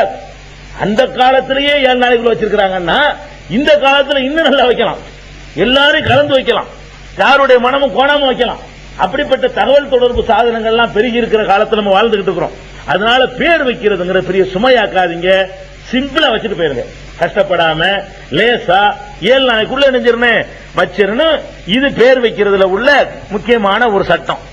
அடுத்து அதை விளங்கிக் கொள்ள வேண்டிய என்னன்னு கேட்டா, குழந்தை பிறந்த உடனே குழந்தைக்காக வேண்டி அக்கீகான்னு ஒண்ணு கொடுக்கணும். அக்கீகாண்டா என்ன? இந்த அக்கீகாங்கிறது இஸ்லாம் கொண்டு வந்தது இல்ல, அதை விளங்கிக்கணும். அக்கீகாங்கிறது ஜாகிலியா காலத்திலேயே இருந்தது. ரசூல் ஸல்லல்லாஹு அலைஹி வஸல்லம் பிறக்கும் பொழுது அந்த அபூஜஹல் கூட்டம் இருக்குது, அவங்களே இந்த அக்கீகா குழந்தை பிறந்தவன என்ன செய்வாங்கன்னு கேட்டா, அக்கீகாங்கிற பேர்ல ஒரு ஆட்டை அறுத்து 2 ஆட்டை அறுத்து அதை ஒரு ஜல்சா பண்ணி அதை ஒரு விழாவை கொண்டாடுற வழக்கம் அந்த சமுதாயத்தில் இருந்துச்சு. அதுக்கு முந்தி தொடர்ந்து இருந்து கொண்டே இருந்தது. ரசூல் ஸல்லல்லாஹு அலைஹி வஸல்லம் என்ன பண்ணாங்கன்னு கேட்டா, அதை தடுக்காம அதுல உள்ள சில தப்புகளை எல்லாம் நீக்கிட்டு, ஒரு சந்தோஷம் தானே 10 பேருக்கு சோறு கிடைக்குன்னா கிடைச்சிட்டு போகுது, ஆட்டை அறுத்து 10 ஏழைக்கு சோறு கிடைச்சா கிடைச்சிட்டு போகுதுன்னு சொல்லி ரசூல் ஸல்லல்லாஹு அலைஹி வஸல்லம் அதுல சில மாற்றங்களை செஞ்சு அதை சுன்னத்தாக்குனாங்க. என்ன மாற்றம் செஞ்சாங்க? அவங்களுக்கு கம்பல்சரியா இருந்துச்சு. அகீகாங்கிறது செய்யலன்னா அந்த முடிஞ்சு போச்சு கதை. வட்டிக்கு வாங்கி செய்வான், கூட்டை வித்து செய்வான், நகையை வித்து செய்வான், அப்ப இல்லாம இந்த பிச்சை எடுத்து செய்வான். அந்த மாதிரியான ஒரு சுமையாக கருதி வச்சிருந்தாங்க அன்னைக்கு. ரசூல் ஸல்லல்லாஹு என்ன செய்றாங்கன்னு கேட்டா, யார் விரும்புகிறாரோ, யார் இப்படி தன் குழந்தைக்காக வேண்டி ஒரு மன் அஹப்ப ஐ யுன்சிக அன் வலதிஹி ஃபல்யஃபல், யார் தன்னுடைய குழந்தைக்காக வேண்டி ஒரு குர்பானியை கொடுக்க விரும்புகிறாரோ அவர் கொடுக்கட்டும். இது சேஞ்ச். அவங்க கம்பல்சரி ஆக்கி வச்சிருந்ததை எல்லாரும் ஒரே இதுக்கு காசுல செய்யற விஷயத்துல எல்லாம் ஒரே மாதிரி சட்டம் போடக்கூடாது. தொழுகையில ஒரே மாதிரி சட்டம் போட்டு போயிடலாம். பொருளாதாரத்தை அடிப்படையாக கொண்ட விஷயங்கள்ல வசதியை பார்த்தா சட்டம் சொல்லணும். ஏழையா இருந்தாலும் செஞ்சுதான் தீரணும், பணக்காரனாலும் செஞ்சு அப்படி சட்டம் சொல்ல முடியாது. காசு சம்பந்தப்பட்டதுல குர்பானிங்கிறது என்ன? காசு சம்பந்தப்பட்ட விஷயம். வசதி இருக்கிறவனுக்கு தான் முடியும், நடுத்தர வர்க்கத்துக்காரனுக்கு கூட முடியாம போயிடும். அப்ப அதுல எல்லாரையும் ஒரே நிலையில் ஆக்கி வச்சிருந்தாங்கல்ல, அதை மாத்தி என்ன பண்ணாங்கன்னு கேட்டா, அப்படி செய்யாதீங்கப்பா, விரும்புனா செய்யுங்க, சக்தி இருந்தா செய்யுங்க, பாவத்தை செஞ்சு அப்படி நீங்க செய்ய தேவையில்லை என்று பெருமானார் ஸல்லல்லாஹு அலைஹி வஸல்லம் அவர்கள் அந்த ஏற்கனவே இருந்த அந்த பழக்கத்துல ஒரு சேஞ்ச் பண்ணாங்க. ஒரு சேஞ்ச். இன்னொரு சேஞ்ச் என்ன பண்ணாங்கன்னு கேட்டா, குழந்தை பிறந்தவங்க அக்கீகாங்கிறது ஒரு ஏழைக்கு கொடுக்கறதுக்காக நீங்க செய்யறது இல்ல, அறுத்து ஆட்ட அந்த ரத்தத்தை சுட சுட எடுத்துட்டு வருவாங்க. எடுத்துட்டு குழந்தை மூஞ்சி முகம் வயிறு எல்லாம் தடை விட்டுருவாங்க. அவங்க எதுக்கு செய்யறாங்கன்னு கேட்டா, பேய் பிடிக்கலாம். அக்கீகாங்கிறது நம்ம இஸ்லாம் என்ன பண்ணுது, 4 பேருக்கு சோறு கிடைக்கட்டுங்கிறதுக்காக வேண்டி இஸ்லாம் அதை அங்கீகரிச்சுக்கிருச்சு. அவங்க அதுக்கு செய்யலையா, குர்பானின்னு கொடுப்பாங்க. அறுத்து அந்த ரத்தத்தை எடுத்து கறிய பத்தி கவலைப்பட மாட்டாங்க.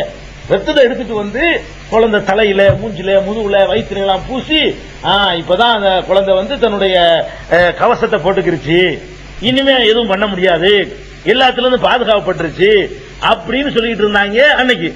ரசூல் ஸல்லல்லாஹு என்ன பண்ணிட்டாங்க, ரத்த நஜீஸ் இல்லையா, ரத்தங்கிறது ஹராம் இல்லையா, அதை பூசாதீங்கப்பா.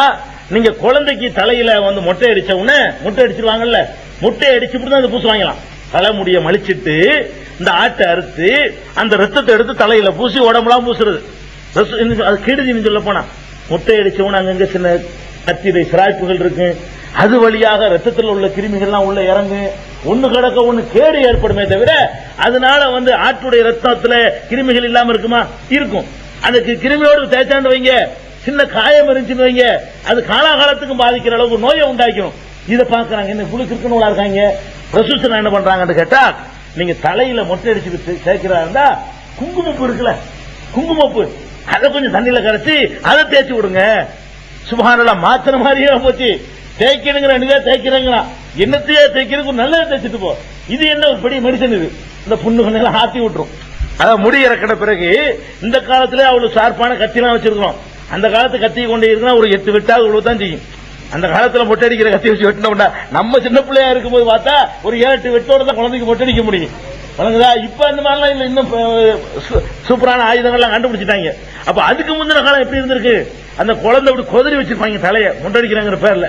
அப்ப அதுக்கு மருந்தா என்ன செய்யறாங்க, நீங்க குங்குமப்பூவை தண்ணியில கலந்து அதை தலையில பூசி விடுங்க. அப்ப ரத்தத்தை பூசாதீங்க, ரத்தத்தை பூசக்கூடாது அப்படின்னு சொல்லி அன்றைக்கு அக்கீகா என்று, அக்கீகாவுக்கு அர்த்தமே நோவினை கொடுக்குறன்னு அர்த்தம்.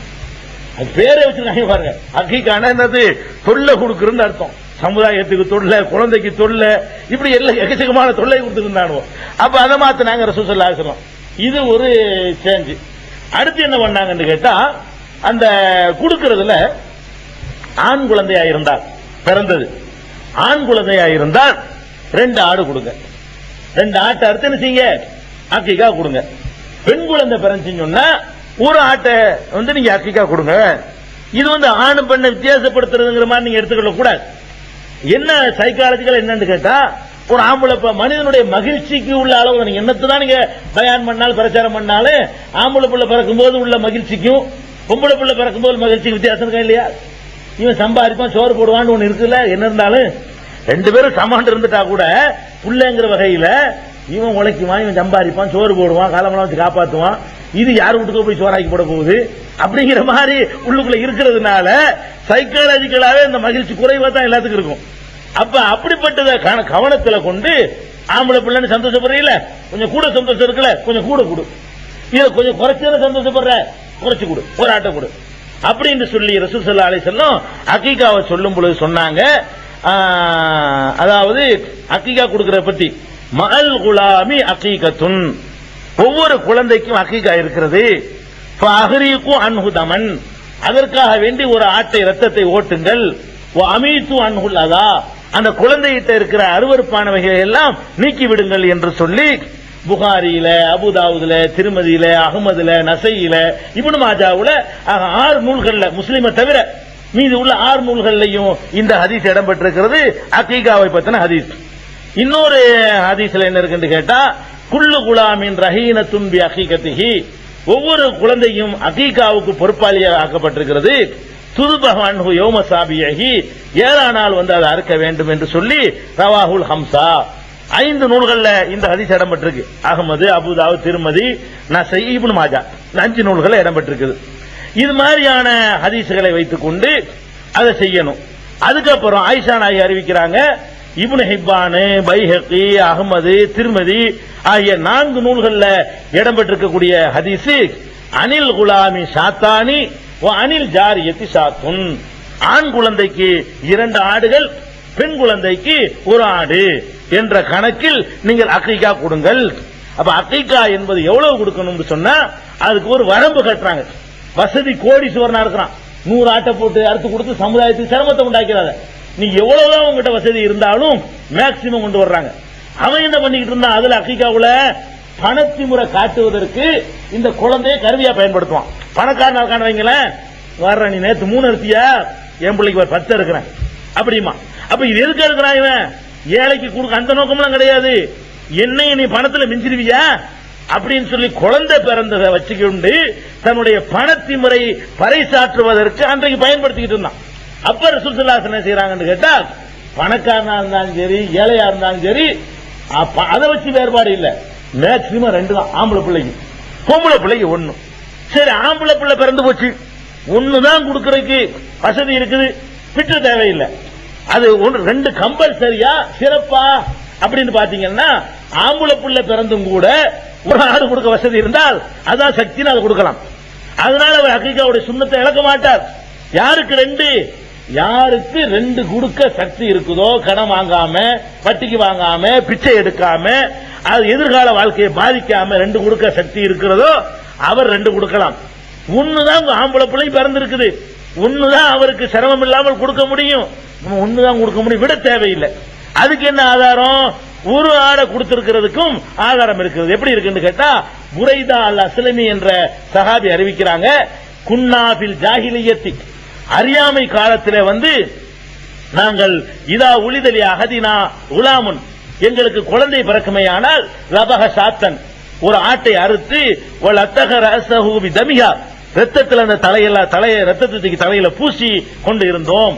பலம்மா ஜா அல்லாஹு பில் இஸ்லாமி, இஸ்லாம் மார்க்கத்தை எங்களுக்கு அல்லாஹ் தந்தவுடனே குன்னா நதுபகு சாத்தன், நாங்கள் ஒரு ஆட்டை அறுப்போம், தலையை மலிப்போம், குங்குமப்பூவை தலையில் பூசுவோம் என்று புரைதா அல் அஸ்லமி என்ற சஹாபி அறிவிக்கக்கூடிய ஹதீஸ் அபூதாவுதுல இடம்பெறுது. இதுல வந்து என்ன செய்தி உங்களுக்கு விளங்குதுன்னு கேட்டா, இஸ்லாம் வந்த உடனே ஒரு ஆட்டை அறுத்திருக்கிறாங்க, ஒரு ஆடு அறுக்கிற வழக்கம் இருந்திருக்கு. இது யாருக்கு சொன்னாங்கன்னு கேட்டா, கொஞ்சம் நல்லா செழிப்பா இருக்கிறியா 2 அறுத்துட்டு போ, ஆம்பளை பிள்ளைக்கு, பொம்பளை பிள்ளைக்கு 1 அறுத்துட்டு போ, சுமாராத்தான் இருக்கிறியா ஆம்பளை பொம்பளை 1 எடுத்துட்டு போ. இது வந்து 2 தான், 2க்கு எனக்கு இல்லைன்னு விட்டுட்டு போறார்கள்லாம் உண்டு. அப்படி செய்யக்கூடாது. ஒரு ஆம்பளை பிள்ளையும் பிறந்து ஒரு ஆடு அறுத்து கொடுக்க நமக்கு சக்தி இருக்குமே, ஆனால் அதை ஒரு 10-20 ஏழைகளுக்கு உணவு கொடுக்கிறது நம்ம மூலமா நிறைவேறட்டும், அவங்க பிரார்த்தனை பண்ணட்டும், அவங்க பிரார்த்தனை மூலமாக அந்த குழந்தைகளுக்கு ஒரு நல்ல ஒரு எதிர்காலம் இருக்கட்டும் அப்படிங்கிறதுக்காக வேண்டி கொடுக்கிற தர்மம் தான் இது அந்த அக்கீகாங்கிறது. அந்த அக்கீகா வந்து 2 கொடுக்கலாம், ஆம்பளைக்கு 2, பொம்பளைக்கு 1 கொடுக்கலாம், அல்ல வசதி சுமாரான வசதி இருந்தா 2 குழந்தைக்குமே 1 கொடுக்கலாம். இது கட்டாயமான கட்டாயம் கிடையாது, விரும்புனா கொடுங்க, இல்லன்னா கிடையாது, கட்டாயம்லாம் கிடையாது, விரும்புனா கொடுக்கலாங்கிற அத மண் அஹப்பன்னு சொல்றாங்க, யாரு விரும்புறாரோ அவர் கொடுக்கட்டும் அப்படின்ட்டாங்க. இது வந்து ஆட்டினுடைய அளவு, அதாவது 2 ஆடு கொடுக்கலாம், 1 ஆடு கொடுக்கலாம். அது வந்து எத்தனை நாள் கொடுக்கணும்னு கேட்டா, அதை பற்றியான விஷயங்களையும், அந்த அந்த அகீகா கறி நம்ம திங்கலாமா, தர்மம் செய்யணுமா, சமைச்சு கொடுக்கலாமா, பச்சையத்தான் கொடுக்கணுமா, அது மாதிரியான விஷயங்களையும், இன்னும் அது சம்பந்தமா வந்து பேர் வைக்கிறது, என்ன பேர் வைக்கலாம், தப்பான பேர் வச்சா என்ன பண்றது, சரியான பேர் எப்படி தேர்ந்தெடுக்கிறது என்று குழந்தை சம்பந்தமான மற்ற விஷயங்களையும் இன்ஷா அல்லாஹ் அடுத்த வாரம் பார்ப்போம். கண்ணியத்திற்குரிய எல்லாம் வல்ல அல்லாஹ் ஜல்ல ஷானஹு தஆலாவின் நல்லடியார்களே, அல்லாஹுடைய பேரருளால் அவனுடைய மார்க்கத்தின் சட்டதிட்டங்களை, அதனுடைய கொள்கை கோட்பாடுகளை அறிந்து கொள்வதற்காக இந்த தொடர் நிகழ்ச்சி ஏற்பாடு செய்யப்பட்டிருக்கிறது. இதில் சென்ற வாரம் ஒரு குழந்தை பிறந்த பிறகு அந்த குழந்தைக்கு நாம் என்ன செய்ய வேண்டும், அந்த குழந்தைக்கு எப்போது பெயர் சூட்ட வேண்டும், அந்த பெயர் சூட்டும் பொழுது என்னென்ன காரியங்களை செய்ய வேண்டும் என்பதை பற்றியெல்லாம் சென்ற வாரம் நாம் அறிந்து கொண்டோம். அதன் தொடர்ச்சியாக பிறந்த குழந்தைக்காக அகீகா என்ற பெயரிலே ஒரு ஆட்டை அல்லது 2 ஆடுகளை அறுத்து அதை ஏழைகளுக்கு வழங்க வேண்டும் என்பது பற்றிய சட்டத்தையும் சென்ற வாரம் நாம் அறிந்தோம். அதன் தொடர்ச்சியாக இந்த அகீகா கொடுக்கக்கூடிய விஷயத்தில் எப்ப கொடுக்கிறது, அகீகாங்கிற அந்த குர்பானிய குழந்தை பிறந்த பிறகு எத்தனை நாட்களுக்குள்ளே நம்ம கொடுக்க வேண்டும், முதல் நாளே கொடுக்கணுமா, 2வது நாள் கொடுக்கணுமா, அல்லது 1 மாசம் கழிச்சு கொடுக்கலாமா, அல்லது வாழ்க்கையில எப்ப வசதி வருதோ அப்ப கொடுத்துக்கலாமா, இதுக்கு ஏதாவது வரம்பு இருக்குதா என்று நம்ம தேடி பார்த்தோம்னு சொன்னா, நபிகள் நாயகம் ஸல்லல்லாஹு அலைஹி வஸல்லம் அவர்கள் இதுக்கு வந்து ஒரு வரம்பு வைக்கிறாங்க. என்ன வரம்பு வைக்கிறாங்கன்னு கேட்டா, அகீகா கொடுக்கிறதா இருந்தா 7வது நாள் தான் கொடுக்கணும். பெருமானார் ஸல்லல்லாஹு அலைஹி வஸல்லம் சொல்றாங்க, சமுரா பின் ஜுந்துப் ரலியல்லாஹு தஆலா அவர்கள் அறிவிக்கக்கூடிய ஹதீஸ் திருமதியில, அபூதாவுதுல, நசையில, அஹ்மதுல, இப்னு மாஜாவுல ஆகிய 5 நூல்கள்ல இந்த ஹதீஸ் இடம்பெற்றிருக்கிறது. இதுல பெருமானார் ஸல்லல்லாஹு அலைஹி வஸல்லம் என்ன சொல்றாங்கன்னு கேட்டா, துதுபஹு அன்ஹு யௌம சாபிஹி, குழந்தை பிறந்த 7வது நாள் தான் இது கொடுக்கப்பட வேண்டும். இந்த அகீகா கொடுக்கிறதுங்கிறது 7வது நாள் தான் கொடுக்கப்பட வேண்டும். இது பெருமானார் ஸல்லல்லாஹு அலைஹி வஸல்லம் உடைய தெளிவான வாசகம். ஒரு நாளை குறிப்பிட்டு ரசூல் ஸல்லல்லாஹு அலைஹி வஸல்லம் ஒன்றை சொல்றாங்கன்னு சொன்னா அந்த நாள்ல தான் அதை செய்யணும். அந்த நாளை மிஸ் பண்ணிட்டோம், அந்த நேரத்தில் வசதி இல்லைன்னா அதனால ஒரு பெரிய பிரச்சனை இல்லை. அதை இன்னொரு நேரத்தில் செஞ்சிட முடியாது. அகீகா என்ற பெயரில் ரசூல் ஸல்லல்லாஹு அலைஹி வஸல்லம் செய்ய சொன்னாங்களே, அந்த நன்மை கிடைக்காது. அப்ப ரசூல் ஸல்லல்லாஹு அலைஹி வஸல்லம் அவங்க வந்து 7வது நாள் கொடுங்க, தொழுகைக்குன்னு ஒரு டைம் இருக்குது. லோகருக்கு இந்த நேரத்தில் இந்த நேரத்துக்குள்ள தொழுவணும்னா அதுக்குள்ள தொழுவணும். நோன்பு இருக்கு ரமலான்ல வைக்கணும்னு சொன்னாலும் வேற நாள்ல வைக்கணும் அனுமதி கொடுத்துட்டான். ரமலான் நோன்பை விட்டுட்டோம்னு சொன்னா அப்ப மட்டும் வேற நாள்ல வைக்கிறோம் அப்படின்னு கேட்க கூடாது. ஏன் கேட்க கூடாதுன்னா குர்ஆன்ல அப்படி அல்லாஹ் அனுமதி கொடுத்தான். ரமலான்ல வைக்க சொல்லிட்டு பமன்கான மின்கும் மரீலன், உங்களில் யாராவது நோயாளியாக இருந்தால் அவ் அலா சபரின் பயணத்தில் இருந்தால் ஃபஇத்தத்து மின் அய்யாமின் உஹர், இன்னொரு நாள்ல வைத்துக் கொள்ளுங்கள். அப்ப அல்லாஹ்வே ரமலான்ல வைக்க சொல்லிட்டு முடியலன்னா இன்னொரு நாள்ல வைங்கன்னு சொல்லிவிட்டான். அப்படி சொன்னா இன்னொரு நாள்ல வைக்கலாம். அப்ப ரசூல் ஸல்லல்லாஹு அலைஹி வஸல்லம் எப்படி சொல்லணும், உங்களுக்கு 7வது நாள் கொடுங்க, முடியாட்டி 10வது நாள் கொடுங்க, அப்படி சொல்லி இருந்தா தான் நீங்க எப்ப வேணாலும் கொடுக்கலாம். பெருமானார் ஸல்லல்லாஹு அலைஹி வஸல்லம் அவர்கள் 7வது நாள் கொடுங்கள் என்று சொல்லி இருக்கும் பொழுது அன்னைக்கு கொடுக்க வசதி இருந்தா கொடுங்க, அந்த நன்மை கிடைக்கும். இல்லையா அது ஒரு சுன்னத் விட்டு போய் அவ்வளவுதான். சக்தி இல்லாட்டி எல்லாம் கேட்க மாட்டான். அதை வந்து இன்னொரு நாளைக்கு செய்யறேன், கடன் வாங்கி செய்யறேன், நான் 1.5 மாசம் கழிச்சு செய்யறேன் அப்படின்னு எல்லாம் செய்ய முடியாது. சில ஹதீசுகள்ல வேற நாட்கள்லையும் செய்யலாம் அப்படிங்கிற கருத்துப்பட சில ஹதீசுகள் இருக்கிறது. அந்த ஹதீசுகள் வந்து ஆதாரப்பூர்வமான ஹதீசுகளாக இல்ல. உதாரணமா எடுத்துக்கிட்டீங்கன்னு சொன்னா பைஹக்கிங்கிற நூல்ல ஒரு ஹதீஸ் இருக்குது. அதுல புரைதா ரலியல்லாஹு அன்ஹு அவர்கள் அறிவித்ததாக அந்த ஹதீஸ்ல சொல்லப்படுகிறது. என்ன சொல்றாங்கன்னா, அல் அகீகத்து துதுபஹு லி சப்இன் வலி 14 வலி 21. அகீகா என்பது 7வது நாளில் அறுக்கப்படலாம், அல்லது 14வது நாளில் அறுக்கப்படலாம், அல்லது 21வது நாளில் அறுக்கப்படலாம் என்று பெருமானார் ஸல்லல்லாஹு அலைஹி வஸல்லம் சொன்னதாக புரைதா ரலியல்லாஹு அன்ஹு அவர்கள் அறிவிக்கக்கூடிய ஹதீஸ் பைஹகி என்ற நூலில் இடம்பெற்றிருக்கிறது.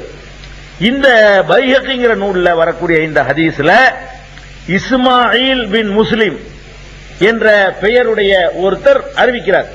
புரைதாட்டிலிருந்து அறிவிக்கிற ஆள் யாருன்னு கேட்டா இஸ்மாயில் பின் முஸ்லிம், இந்த பெயருடையவர் இந்த ஹதீஸை அறிவிக்கிறார். இவரை பற்றிய அறிஞர்கள் எல்லாம் என்ன சொல்றாங்கன்னு கேட்டா, இவர் ஒன்னு கிடக்க ஒன்னு பிரட்டி சொல்லுவாரு. இவருடைய நினைவாற்றல் இல்லாம என்ன செய்வாராம், 7 சொன்னா அவர் கூட 2 சேர்த்துக்குவாராம். ஒன்னு கரெக்டா இருக்குமா 2 தப்பா சேர்த்துக்குவாராம். இவருடைய வழக்கமே இதுதான், கரெக்டா எந்த ஒரு செய்தியையும் அறிவித்தது இல்லைன்னு சொல்லி இவர் ஆராய்ச்சி பண்ணின யஹ்யா இப்னுல் கத்தான் சொல்லுகிறாரு, லம் யஸல் முஹ்தலிதன், இவர் எப்பவுமே குழப்பிக்கிட்டு இருக்கிறது இவருடைய வேலை, ஒன்னு கிடக்க ஒன்னு அறிவிக்கிறது இவருடைய வேலை அப்படின்னு சொல்லி சொல்றாங்க. இதை கண்டுபிடிக்கிறதுக்காக வேண்டி என்ன செய்யறாரு, இந்த யஹ்யாங்கிறவர் போய் இஸ்மாயில் இப்னு முஸ்லிம் ஒரு ஹதீஸை கேட்கிறாரு. இன்னைக்கு ஒன்னு சொல்லிட்டாரா, நாளைக்கு போய் அந்த ஹதீஸ் ஒன்னு சொல்லிக்கிற சொன்னீங்க என்ன வேற மாதிரி சொன்னார். அதைய 3வது நாள் போறாரு, 3வது நாள் அதுல 1 2 சேர்த்து சொல்றாராம். அப்ப இவர் வந்து ஒரு ஹதீஸையும் நான் 3 தடவை கேட்டேன், 3 தடவையும் 3 சைஸா சொன்னார். இந்த ஆளு யாரு, இஸ்மாயில் இப்னு முஸ்லிம்ங்கிற ஆள்கிட்ட 3 தடவை நான் போய் டெஸ்ட் பண்றேன், ஒரு தடவை ஒரு மாதிரியா சொல்றாரு, இன்னொரு தடவை இன்னொன்னு சேர்க்கிறாரு, இன்னொரு தடவை இன்னொன்னு விட்டு போடுறாரு. ஒரு ஹதீஸ 3 சைஸா இருந்தாலும் சொன்னாரு, நானே அனுபவப்பட்டிருக்கிறேன் அப்படின்னு சொல்லி இவரை பத்தி யஹ்யா இப்னு ஸஈதுல் கத்தான் என்ற பெரிய ஹதீஸ் கலை ஆய்வாளர் அறிவிக்கிறார், குறிப்பிடுறார். அதே மாதிரி யஹ்யா இப்னு முஈன்ங்கிறவங்க, அவங்க ஒரு பெரிய ஒரு அறிஞர். அவங்க என்ன செய்யறாங்கன்னா, இவர் முகமது இப்னு இஸ்மாயில்ங்கிற ஆள் அறிவிக்கிற எந்த ஹதீஸையும் நான் அறிவிக்க மாட்டேன், அதுக்கு உள்ள தகுதி அவர் கிடையாது அப்படிங்கிறாங்க. அஹ்மது இப்னு ஹம்பல், இமாம் அஹ்மது இப்னு ஹம்பல் சொல்றாங்க, முன்கருல் ஹதீஸ், இவர் எந்த ஹதீஸ் அறிவிச்சாலும் நிராகரிச்சிடலாம், நிறைய இட்டுக்கட்டி கையில மடியில போட்டு சொல்றாள் இவர் அப்படிங்கிற மாதிரியான விமர்சனம் பண்ணியிருக்கிறாங்க. அதே மாதிரி யஹ்யா இப்னு முஈன் சொல்றார், லைஸ பிஷையின், இவரை கணக்குல எடுத்துக்கிற கூடாது, இவர் ஒரு பொருளாக கணக்கிட வேணாம் அப்படின்றாங்க. அலி இப்னு மதீனி சொல்றாரு, லா அக்துபு ஹதீஸஹு, இவர் ஹதீஸ் எல்லாம் நான் பதிவு பண்ணிக்கிறதே இல்ல, ஹதீஸ் கிடைச்சுன்னு சொன்னா இவரா இஸ்மாயில் சொன்னார் அப்ப விட்டுருவோம் இத அப்படின்னு எடுத்துக்கவே மாட்டேன் அப்படிங்கிறாங்க. இப்படி நிறைய ஹதீஸ்களை மேதைகள் வந்து பலரை ஆய்வு பண்ணும்போது இஸ்மாயில் பின் முஸ்லிம் அல் மக்கி என்பவர் ரொம்ப டேஞ்சரான ஆளா இருக்காரு.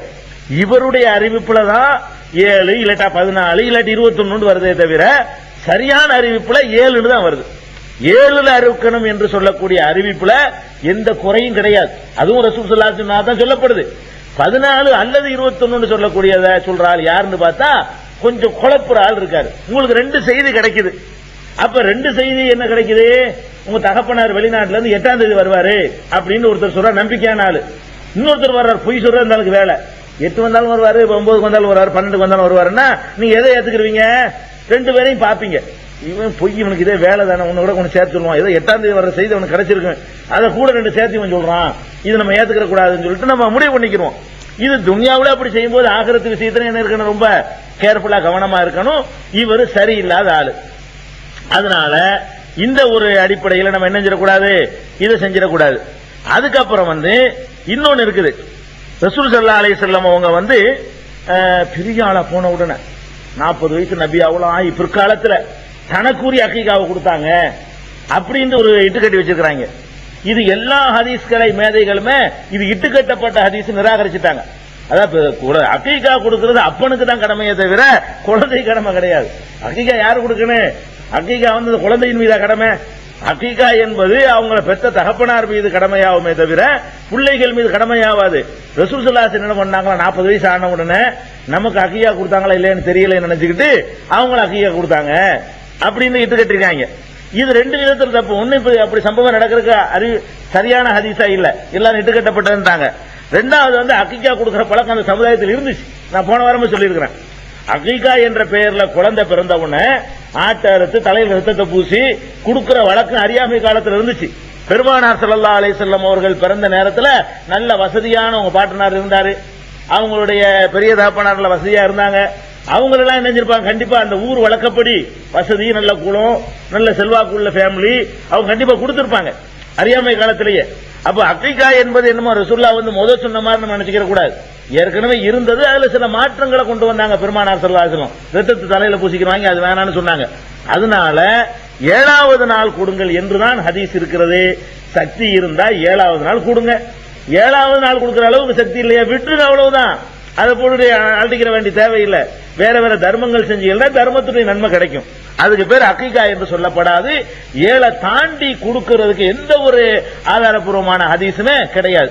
இது கவனத்தில் வச்சுக்கணும். அடுத்தது இந்த கொடுக்கிற குர்பானி இருக்குல்ல, அந்த அகீகாவுக்காக வேண்டி ஆம்பளை பிள்ளைண்டா 1, பொம்பளை பிள்ளைண்டா 2, அல்லது அவ்வளவு சக்தி இல்லைன்னா ஆம்பளை பிள்ளை பிறக்கிறதுக்கு 1 கொடுக்கலாம். அதையும் நம்ம சொல்லி இருக்கிறோம் போன வாரம். அப்படி கொடுக்கக்கூடிய அந்த குர்பானியுடைய பிராணி கிடாயா தான் இருக்கணும்னு அவசியம் கிடையாது. அதுவும் நிறைய பேர் தப்பா வழங்கி வச்சுக்கிறாங்க. குர்பானினா என்னதான் கொடுக்கணுது?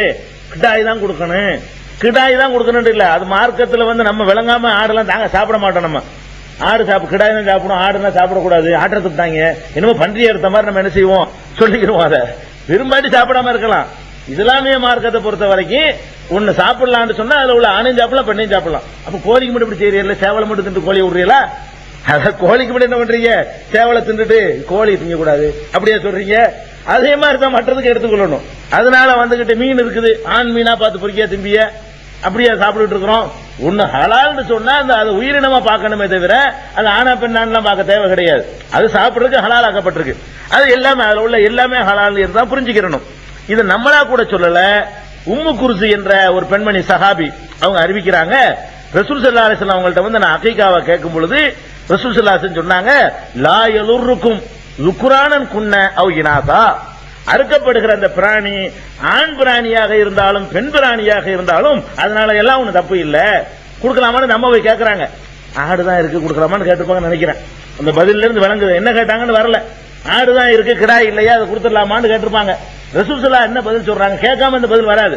நான் அகீகா பத்தி கேட்கும் பொழுது சொன்னார்கள், லா யலுர்ருக்கும் ذுக்ரானன் குன்ன அவ் இனாசா.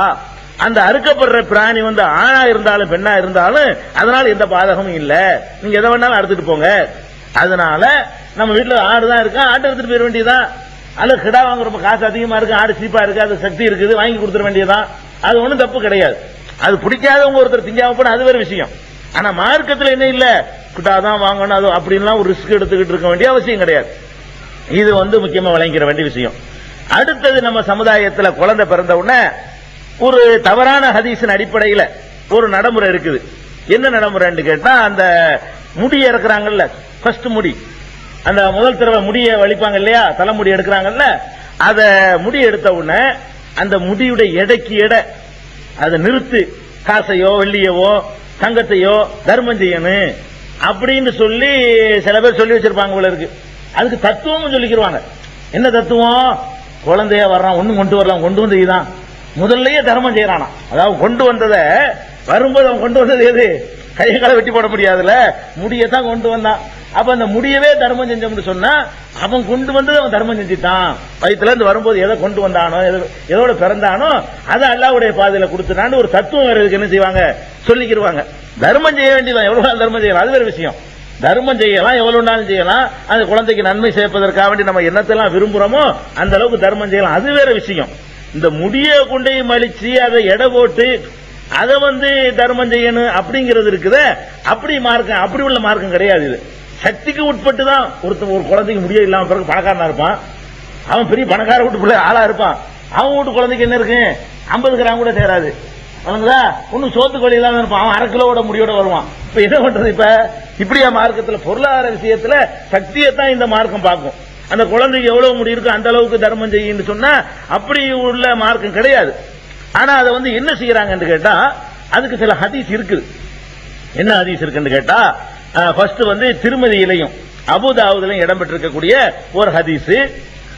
அதுல என்ன செய்யறாங்க? ரசூல் ஸல்லல்லாஹு அலைஹி வஸல்லம் பாத்திமாவை கூப்பிட்டு சொல்றாங்க. பாத்திமாவே ஹசன் பிறந்தவுடனே, பாத்திமாவுடைய மகள் ஹசன் பிறந்த உடனே பாத்திமாவே நீ ஹசனுடைய தலையை மலிச்சிரு, யஹ்லிகி ரஸஹு, அவர் தலையை மலிச்சு ஒத்த சத்தகி பிஸினத்தி ஷஅரிஹி ஃபில்லதன், அவருடைய தலைமுடி எடைக்கு நீ வெள்ளிய தர்மம் செஞ்சிரு. தலைமுடி எடுத்து அதை எடை போட்டு அந்த அளவுக்கு வெள்ளி என்ன செஞ்சிரு? தர்மம் செஞ்சிரு அப்படின்ட்டாங்க.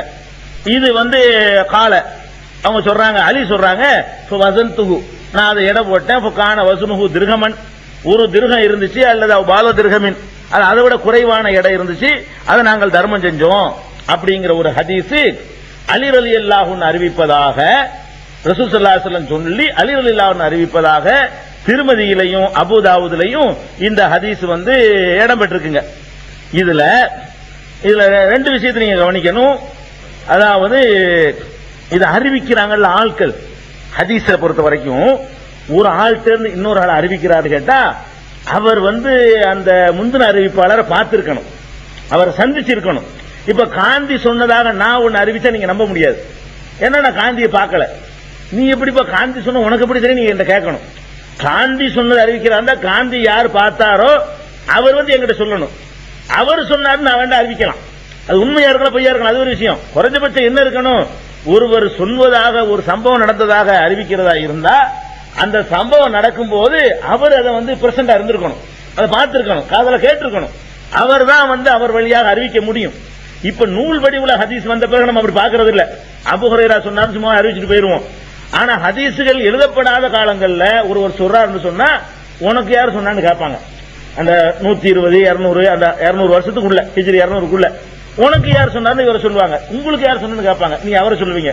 அவருக்கு யார் சொன்னு கேட்பாங்க, அவரை சொல்லுவாங்க. கடைசியில ரசூலுல்லாஹ் வரைக்கும் போகும். அபூ ஹுரைரா சொன்னாரு, அபூபக்கர் சொன்னாருன்னு சொல்லி அப்படி போகணும். இதுல ஒரு ஆள் இடையில விடுபட்டு இருந்துச்சுன்னு வைங்க, அந்த ஹதீஸ் ஆதாரமா எடுத்துக்கிற மாட்டாங்க, விடுபட்டு இருக்க கூடாது.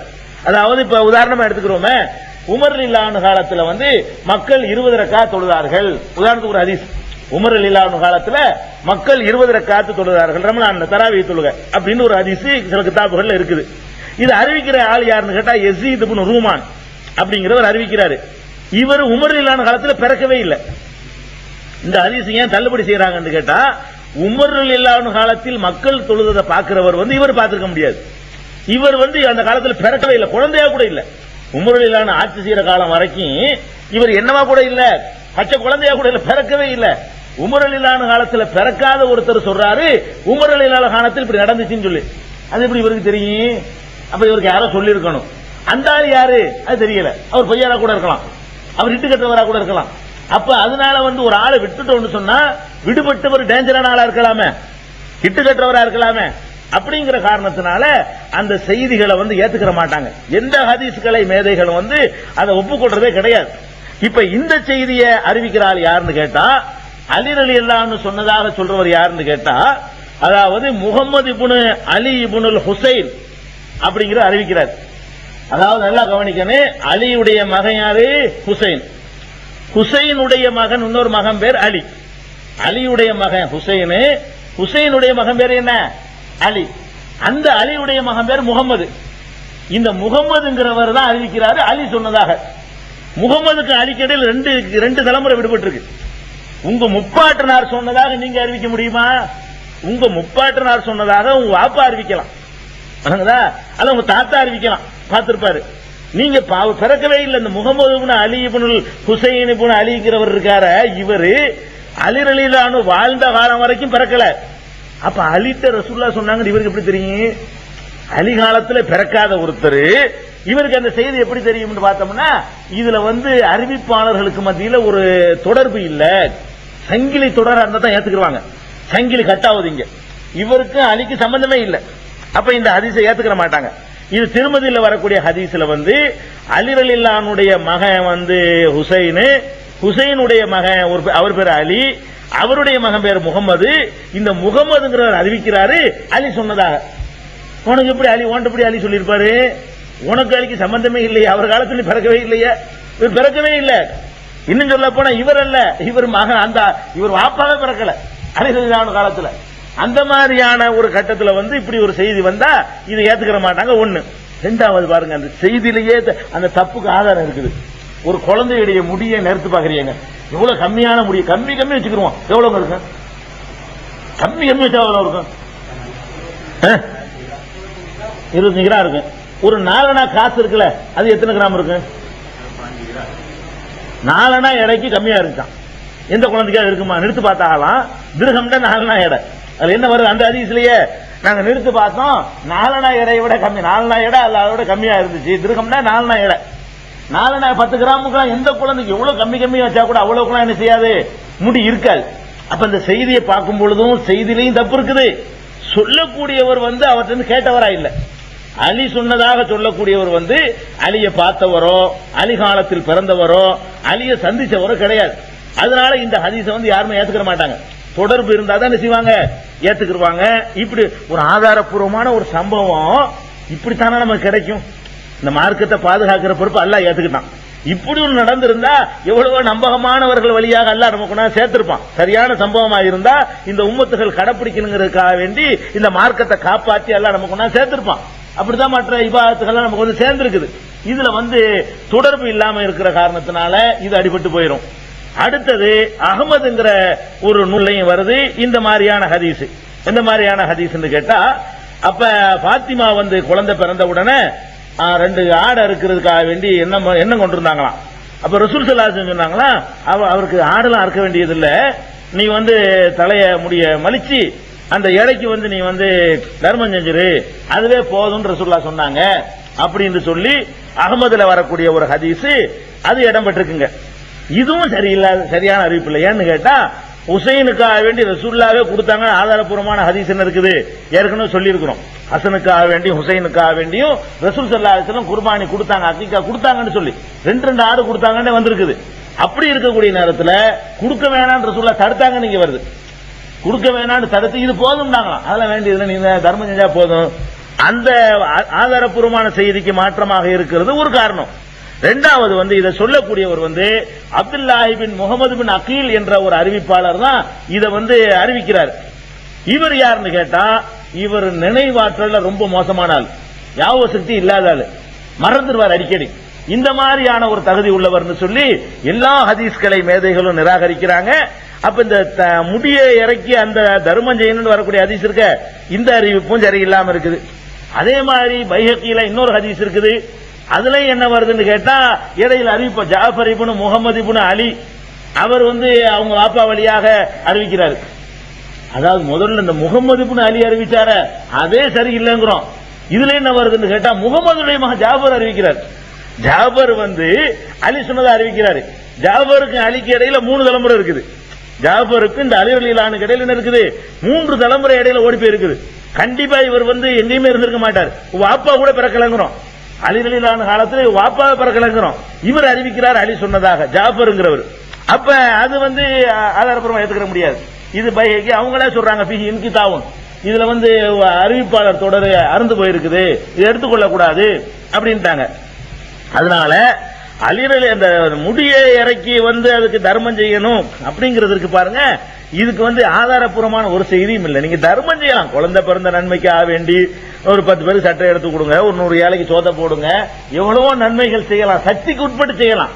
இந்த முடி அளவுக்குங்கிறது கிடையாது. முடி இறக்கி அதை நிறுத்து பார்த்து அதன் அளவுக்கு கொடுக்கிறது என்பதுங்கிறது அது இஸ்லாமிய முறையில் உள்ளது இல்ல. நடைமுறையில் அப்படி செஞ்சுக்கிட்டு இருக்கிறாங்க. சரியில்லாத ஒரு ஹதீஸ அவங்க சரியானது என்று நினைத்துக் கொண்டு அமுல்படுத்துறதுனால வர்ற வேணை இது கிடையாது. இது வந்து அந்த அக்கீகா சமாச்சாரம் இதுவரை இதோட முடிஞ்சிருச்சு. 7ஆம் நாள் தான் கொடுக்கணும். சக்தி இருந்தா 2 கொடுக்கலாம் ஆம்பளை பிள்ளைக்கு, சக்தி இல்லைன்னா 1 கூட கொடுக்கலாம். அதுக்குள்ள ஆதாரம்லாம் போன வாரம் நம்ம சொல்லிவிட்டோம். கிடாயையும் கொடுக்கலாம், ஆட்டையும் கொடுக்கலாம். அந்த தலை ரத்தத்தை வாங்கி பூசுறதுக்கு பதிலா நீங்க குங்குமப்பூ தலையில என்ன செய்யலாம், பூசிக்கலாம். பேர் வந்து 7 நாளைக்குள்ள வைக்கலாம். 7 நாளைக்கு, இது 7ஆம் நாள் தான் வைக்கணும் இல்ல, பிறந்த அன்னைக்கு வைக்கலாம். இதெல்லாம் நம்ம சொல்லி முடிச்சிட்டோம். அடுத்தது குழந்தைக்கு வைக்கிற பேர். குழந்தைக்கு வைக்கிற பேர்ல வந்து நம்ம நிறைய மிஸ்டேக் பண்றோம். நம்ம சமுதாயத்தில் என்ன செய்யறாங்க, நிறைய அறியாமையின் காரணமாக நிறைய மிஸ்டேக் பண்றாங்க. குழந்தைக்கு என்ன மாதிரி பேர் செலக்ஷன் பண்றதுல ரொம்ப தப்புகள்லாம் பண்றாங்க. பெயர்களை பொறுத்த வரைக்கும் நம்ம எந்த மாதிரியாக பெயர்களை தேர்வு செய்யறது, எந்த மாதிரி பெயர்களை தவிர்க்கணும், அல்லது எந்த மாதிரி பெயர் இருந்தா மாத்தணும், எந்த மாதிரி பெயர் இருந்தா அதை அப்படி கண்டினியூ பண்ணணும் அப்படின்னு பார்க்கும் பொழுது பெருமானார் ஸல்லல்லாஹு அலைஹி வஸல்லம் அவங்க வாழ்க்கையில அவங்க காலத்துல நீங்க பாத்தீங்கன்னா அவங்க ஒரு பேரை கண்டிப்பா மாத்தி வச்சிருக்காங்க. ஒரு வகையான பேர் யாருக்காவது இருக்குமையானால் அதை கம்பல்சரியா கட்டாயமா மாத்தி வச்சிருக்காங்க. ஒரு வகையான பேரை, அது என்ன பேர்னு கேட்டா அல்லாஹ்வுடைய 99 சிபத் இருக்குல்ல, அல்லாஹ், ரஹ்மான், ரஹீம், ரஸாக், வஹாபு, ஜப்பாரு, காதிரு, கதீரு, முக்ததீரு, இப்படியாக அல்லாஹ்வுக்கு என்ன இருக்கு 99 அஸ்மாவுல் ஹுஸ்னாங்கறோம்ல, அழகான திருநாமங்கள். ஒருவன் வந்து அடிமை அப்து என்பதை சேர்த்து பேர் வைக்கிறதா இருந்தா இந்த 99 தான் சேர்த்து வைக்கணும். அல்லாஹ்வோட சேர்த்து அப்துல்லான்னு வைக்கலாம், அல்லாஹ்வின் அடிமை. ரஹ்மான்ங்கிறது அல்லாஹ்வுடைய பெயர், அப்துர் ரஹ்மான், ரஹ்மானுடைய அடிமை. ரஹ்மான் அல்லாஹ் தான். ரஹீம்ங்கிறது அல்லாஹ்வுடைய பெயர், அப்துர் ரஹீம், ரஹீமுடைய அடிமை. அப்துல் ஜப்பார், ஜப்பார்ங்கிறது அல்லாஹ்வுடைய பெயர், அப்துல் ஜப்பார், ஜப்பாருடைய அடிமை. வஹாப்ங்கிறது அல்லாஹ்வுடைய பெயர், 99ல ஒரு பேர். அப்துல் வஹாப், வஹாபுடைய அடிமை. அப்துல் ரஸாக், ரஸாக்குடைய அடிமை. ரஸாக்னா அல்லாஹ், அல்லாஹ்வுடைய ஒரு பேர். ஷக்கூர்னா அல்லாஹ்வுடைய பேர், அப்துல் ஷக்கூர். கஃபூர்னா அல்லாஹ்வுடைய பேர், மதூத்னா அல்லாஹ்வுடைய பேர். இதுல எல்லாம் அப்து அப்துன்னு சேர்த்து வைக்கலாம். இந்த 99 இல்லாம வேற எதுலயாச்சும் அப்துன்னு சேர்த்தாங்கன்னு வைங்க, கண்டிப்பா மாத்தணும்ட்டாங்க ரசூலுல்லாஹி ஸல்லல்லாஹு அலைஹி வஸல்லம். அவங்க காலத்துல எப்படி எல்லாம் பேர் வச்சாங்க தெரியுமா? அப்து ஷம்ஸ்னு பேர் வைப்பாங்க இருந்துச்சு. சில ஆட்களுக்கு பேர் என்ன இருந்துச்சு, அப்து ஷம்ஸ், சூரியனுக்கு அடிமை. ஷம்ஸ்ங்கிறது அல்லாஹ்வுடைய பேர்ல ஒண்ணு இல்ல. ஷம்ஸ்ங்கிற வார்த்தை அல்லாஹ்வுடைய படைப்புல ஒரு படைப்பு தானே தவிர அல்லாஹ்வுடைய பண்புல ஒரு பண்பு இல்ல. அப்ப அப்து ஷம்ஸ்னு பேர் வச்ச ஆளுங்க பேர் என்னன்னு கேக்குறாங்க, அப்து ஷம்ஸ், அப்துல்லான்னு. அது எப்படி ஷம்ஸுக்கு அடிமையா இருக்கிறது ஒருத்தன்? ஷம்ஸ் அல்லாஹ்வுக்கு அடிமை. நம்மளை விட மற்ற ஷம்ஸ் எப்படி பார்த்தோம்னா மனிதனுக்கு மேல, மனிதனுக்கு கீழே தான் மற்றதெல்லாம். மனுஷ போய் சூரியனுக்கு நமக்கு வேண்டாம் ஷம்ஸ் அடிமைன்னு சொல்லலாமே தவிர ஷம்ஸுக்கு வந்து நம்ம அடிமையா இருக்க முடியாது. கமருக்கு வந்து கமர்னா சந்திரன், அப்துல் கமரு சந்திரனுக்கு அடிமை. அப்துல் சமாவாத் வானத்துக்கு அடிமை வைக்கலாமான்னா வைக்க கூடாது. அப்ப இந்த அப்துங்கிற வார்த்தைய எதுல எல்லாம் சேர்த்து வச்சாங்களோ, ஒரு ஆளுக்கு பேர் அப்து முனாஃபின் இருந்துச்சு, அதை மாத்தினாங்க ரசூல் ஸல்லல்லாஹு அலைஹி வஸல்லம். ஏன்னா முனாஃபின் அது என்ன அல்லாஹ்வுடைய பேரா? நம்ம ஆட்கள் வச்சிட்டு இருக்காங்க விளங்காம அப்துல் முனாஃபின் பேர் வச்சாலாம் உண்டு, அப்துல் முத்தலிபின் பேர் வச்சாலாம் உண்டு. இன்னமும் அப்துல் முத்தலிப் ரசூலுல்லாஹ் பாட்டனார் வச்சாருன்னா அவர் ஜாஹில் வச்சாரு, இஸ்லாம் வர்றதுக்கு முந்தைய ஒப்ப மாட்டம் வச்சது அது. அப்துல் முத்தலிப்னா முத்தலிப்னு ஒரு சிலை, அவன் சிலையை கடவுளா நினைச்சுக்கிட்டு இருந்தான். அதனால என்ன வச்சுக்கிட்டான், அப்துல் முத்தலிப், முத்தலிப்புக்கு அடிமைன்னு பேர் வச்சான். அவன் அதை வந்து கடவுள் நினைச்சுக்கிட்டு வச்சுட்டான். ரசூலுல்லாஹ்வுடைய பாட்டனாரா இருந்ததுனால அந்த பேரை நம்ம வைக்கலாமா? நம்ம ஆளுக்கு என்ன செய்யறது, ரசூலுல்லாஹ்வுடைய பாட்டனார் இருந்தவன் அப்துல் நம்மள வைப்பேன். அப்துல் முத்தலிப் நரகவாசி, அவர் பேரை நீ வைக்கிற? அவர் வச்ச பேரை நம்ம ஆளுக்கு வந்து அப்துல் முத்தலிப் நிறைய பேர் இருக்காங்க நம்ம சமுதாயத்தில். இந்த அசரத்துமார்களுக்கு எவ்வளவு அறிவுண்டு இருந்து வழங்குது. அதான் நம்ம ஆச்சரியப்படுற, உங்க மேல தப்பு சொல்ல முடியாது. இவங்களுக்கு எவ்வளவு அறிவு இருந்தா இப்படி ஒரு பேரை கொண்டு சூட்டுவாங்க. நீங்களா வைக்கிறது இல்லையே பேரு. இப்ப தௌஹீத் வந்த பிறகு நீங்களா வைக்கிறீங்க. அந்த காலத்துல எனக்கெல்லாம் பேர் வச்சு ஒரு அஜர் தான் வச்சிருப்பாரு. உங்களுக்கு அப்படிதான் வச்சிருப்பாங்க. ஒரு அஜரத்தை கூட்டு வந்து அவருக்குள்ள ரூபாயை கொடுத்து வைக்கிறோம். அவன் ஒரு சரியான அறிவாளியா இருந்தா அப்துல் முத்தலிப்னா யார்? இவர் என்னத்துக்கு உரியவர், இவர் சொர்க்கவாசியா, இப்படி ஒரு நல்ல அர்த்தம் உள்ளதா? முத்தலிபுங்கிற அல்லாஹ்வுடைய பண்பா? முத்தலிபு என்பது அல்லாஹ்வுடைய பேரா இருந்தா தான் அப்துல் முத்தலிப்னு வைக்கலாம், முத்தலிபுக்கு அடிமைன்னு சொல்லி. அப்படி அதை கூட விளங்காத அளவுக்கு நம்ம அசர்த்து மாதிரி இருந்திருக்காங்கன்னு பாருங்க. இந்த காசை வாங்கிட்டு நீங்க சொல்ற பேரை வச்சுட்டு போயிட்டாங்கல்ல அப்துல் முத்தலிப்னு. அவர் அப்துல் முத்தலிபுக்கு வாப்பா அப்துல் முனாஃபு, அது ஒரு சிலை. முனாஃபுக்கு அடிமை, முனாஃபுக்கு அடிமைனா முனாஃபுன்னு அல்லாவா? அப்ப ஒரு அடிமை என்று தன்னுடைய பெயரை சூட்டிக் கொள்வதாக இருந்தால் அது எதுவா மட்டும்தான் இருக்கணும், அல்லாஹ்ங்கிறதோட மட்டும்தான் சேர்க்கணும். அதை தவிர எதனோட கொண்டு போய் நீங்க அப்த சேர்த்தாலும் அது வந்து குற்றம். அந்த மாதிரி அப்துல் சம்ச மாத்தி இருக்கிறாங்க, அப்துல் முத்தலிப மாத்தி இருக்கிறாங்க. அவு பாட்டனாருக்கு மாத்தலன்னு கேட்க கூட, அவர் போய் சேர்ந்துட்டாரு, உசுரோட தான் மாத்திருப்பாங்க. உசுரோட இருந்து அவர் இஸ்லாத்தை ஏற்றிருந்தாரே ஆனால் அவர் பேரை மாத்திருப்பாங்க. அவர் போய் சேர்ந்தவர் பேரை எப்படி மாத்த முடியும்? சேர்ந்தவர் பேரை நம்ம அப்படித்தானே சொல்ல முடியும். இன்னைக்கு அப்துல் முத்தலிப் தான் அவரை சொல்லி குறிப்பிட முடியுமே தவிர பேரை மாத்தினா வேற ஆள் நினைச்சுக்கிறாங்க. வரலாற்றுல நம்ம பேரை மாத்த முடியாது, அவரே ஒத்துக்கிட்ட பிறகு தான் மாத்த முடியும். அப்ப ஒத்துக்கிறதுக்கு உசுரோட இல்ல, அதனால அவர் அப்துல் முத்தலிபாவே இருக்காரு. தவிர இந்த மாதிரி அப்துங்கிறத கொண்டு போய் எதுலையும் சேர்த்தக்கூடாது. அப்துல் காபான்னு கூட வைக்க கூடாது, காபாவுக்கு அடிமைன்னு கூட வைக்க கூடாது, அப்துல் மஸ்ஜித்னு கூட வைக்க கூடாது, பள்ளிவாசலுக்கு அடிமைன்னு கூட வைக்க கூடாது. அப்துன்னு சேர்க்கிறதா இருந்தா, அல்ல பெண்களா இருந்தாலும் அப்துக்கு பதிலா அமத்துன்னு சேர்த்துக்கலாம். பெண்கள் அந்த மாதிரி பேர் வைக்க மாட்டேங்கிறாங்க. எந்த மாதிரி பேரு? அல்லாவுடைய பேர் வந்து நம்ம அல்லாஹ் ஆம்பளைக்கு அவுலியாவை தார பொம்பளைகளுக்கு ஆக்கிவிட்டோம்ல. நம்ம என்ன பண்ணிவிட்டோம், அல்லாஹ்லாம் ஆம்பளைக்கு, பொம்பளை எல்லாம் தரகாவுக்கு போ, ஆம்பளை எல்லாம் பள்ளியாசலுக்கு வா அப்படின்னு ஆக்குனதுனால அல்லாவுக்கு அடிமையா இருக்கிற இந்த பேரை கூட அமத்துண்டா அப்துண்டா ஆம்பளை அடிமை, அமத்துனா பொம்பளை அடிமை.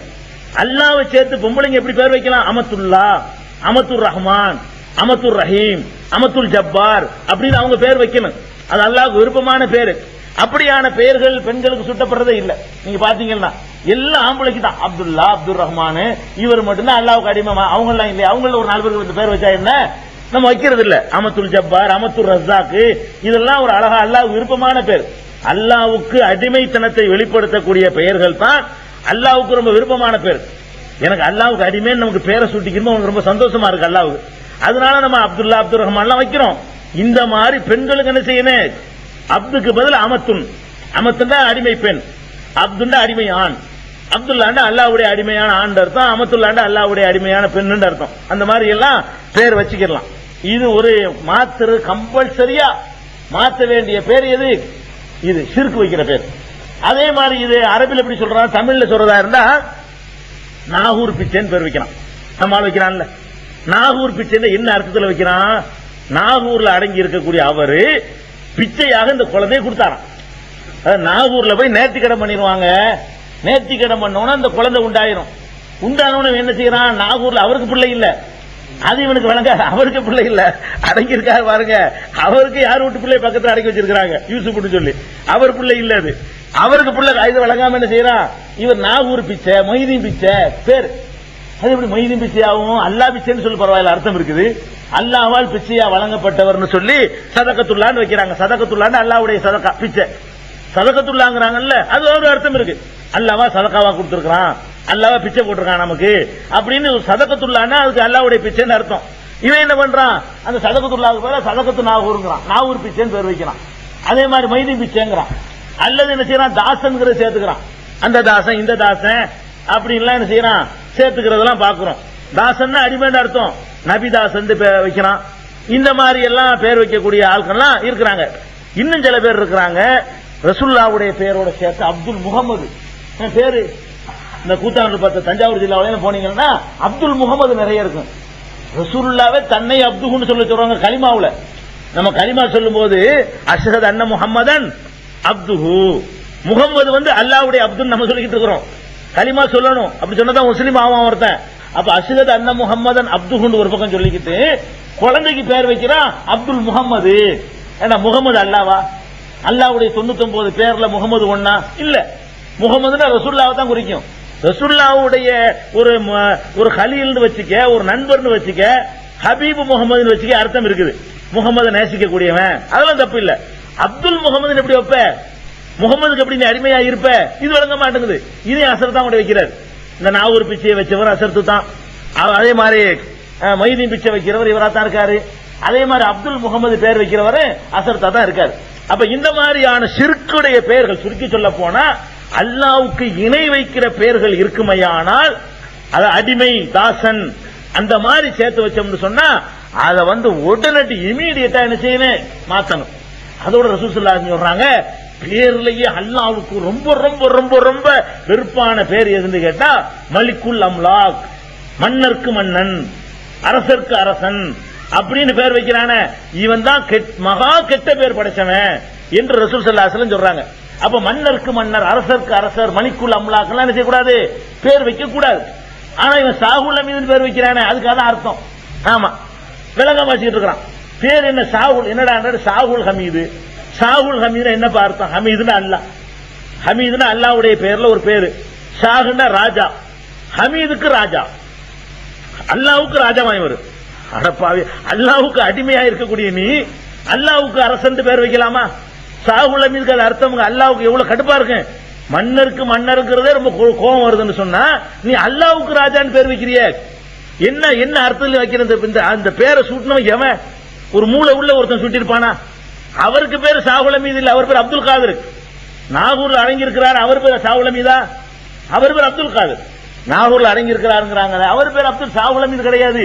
இவங்க அவருக்கு வச்ச பேரு சாகுல் ஹமீது, அதையே அவர் பேர் நினைச்சுக்கிட்டே என்ன செய்யறான், இவன் அந்த பேரை வச்சுக்கிட்டு இருக்கிறான். சாகுல் ஹமீது. ஷாகுன்னா உங்களுக்கு தெரியலங்க, ஷாகுன்னா என்னங்க? ஷாஹ் ஜஹான், ஜஹான்னா உலகம், ஷாஹ் ஜஹான்னா உலகத்துக்கு அரசன் அர்த்தம். ஷாஜஹான் சொல்றீங்கல்ல, ஷாஜஹான்னா ஷாண்டா அரசன் அர்த்தம். அப்ப அதே மாதிரி சாகுல் ஹமீதுனா ஹமீதுக்கு ஷா மன்னர், ராஜா. அப்ப பாதுஷாண்டாலும் ஷாண்டு சொன்னாலும் ராஜான்னு அர்த்தம். அப்ப அல்லாஹ்வுக்கு ராஜான்னு பேர் வைக்கிற அல்லாஹ் நீங்க உண்டு. அப்துல் ஹமீது மாத்திக்கிறங்க. யாருக்கா ஷாகுல் ஹமீது இருந்தா ஷாஹ் இடத்துல எதை போட்டுக்கிறங்க, அப்த போட்டுக்கிறங்க. ஹமீதுக்கு நீங்க ராஜாவா இருக்க முடியாது, அவனுக்கு அப்தா தான் இருக்க முடியும், அவனுக்கு அடிமையா இருக்க முடியுமே தவிர அவனுக்கு யார் ராஜாவா இருக்க முடியாது. அதனால ஷாகுல் ஹமீது பேர் இருந்தா பயங்கர அல்லாஹ் கட்டும் கோபம் உண்டாகக்கூடிய பேர் அது. உடனே அப்துல் ஹமீது என்ன செஞ்சுக்கிறேன், மாத்திக்கிறணும். இது இது மாதிரியான பெயர்கள் தவிர்ப்பது அவசியம். இன்னும் சில பெயர்கள் இருக்கிறது, தவிர்ப்பது நல்லது. வச்சா அவனுக்கு குற்றம் கிடையாது. என்ன பேரை கண்டிப்பா தவிர்க்கணும், அல்லாஹ்வுக்கு போட்டி போடக்கூடிய பெயர்களா இருக்குமேயானால் அல்லாஹ்வுக்கு அடிமையா இருக்கக்கூடிய ஒரு மனிதனை வேற மனுஷனுக்கோ அல்லது வேற பொருள்களுக்கோ வேற சக்திகளுக்கோ, லாத்து உஸ்ஸா மனாத்து அப்படி எல்லாம் இருக்கு, சிலைகள் வச்சிருந்தாங்க, அதுகளுக்கோ அடிமைன்னு சொல்லி சேர்த்து பெயர் வச்சார்களேயானால் அந்த பெயர்கள் கட்டாயம் மாற்ற வேண்டிய பெயர்கள், கண்டிப்பா மாற்றணும். ஒரே ஒரு அளவுகள், அதெல்லாம் நான் ஒரு பிச்சை எல்லாமே வந்துருது. இன்னொரு பேர் என்னன்னு கேட்டா அதன் கருத்து ஒரு கேலிக்குரியதா இருக்குது, ஒரு அசிங்கமா இருக்குது, அடுத்த ஆட்கள் அந்து பண்ற மாதிரி இருக்குது. இந்த மாதிரி பேரா இருந்தா தவிர்ப்பது நல்லது. அதனுடைய அல்லாஹ்வுக்கு இணை வைக்கிற மாதிரி இல்ல, ஆனா என்ன இருக்குது, ஒரு நல்ல ஒரு அழகான ஒரு மன நிறைவு தரக்கூடிய பேராக இல்ல. அப்படிப்பட்ட உதாரணமா எடுத்துக்கிறீங்களேன், ஒரு ஆளுக்கு என்னன்னு பேருன்னு கேட்கிறாங்க, அவர் சொல்றாரு முர்ருங்கிறாரு. முர்ருன்னா கசப்பு. இது ஒரு பேரா கேட்கிறாங்க. இதை செஞ்சா பாவம் ஒண்ணும் கிடையாது, இதை செஞ்சா பாவம் கிடையாது, இது ஒரு பேரா, நல்ல பேரை வச்சுக்கிற வேண்டியதானே அப்படின்னு ரசூலுல்லாஹ் சொன்ன உடனே அவர் அந்த மாதிரி பேரை செஞ்சுக்கிட்டாரு, மாத்திக்கிட்டாரு. அப்ப இந்த மாதிரியான ஒரு பேர், இன்னொருத்தருக்கு பேர் ஆசி, பாவி, குற்றவாளி அப்படின்னு சொல்லி தன்னை தானே பாவின்னு சொல்லிக்க கூடாது, தன்னைத்தானே பரிசுத்தவான்னு சொல்லிக்க கூடாது.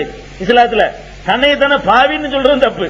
அப்ப பாவின்னு ஒரு ஆளுக்கு பேரு என்ன, பாவி வேற பேர் உனக்கு கிடைக்கலையா, இது மாத்திக்க அப்படிங்கிறாங்க.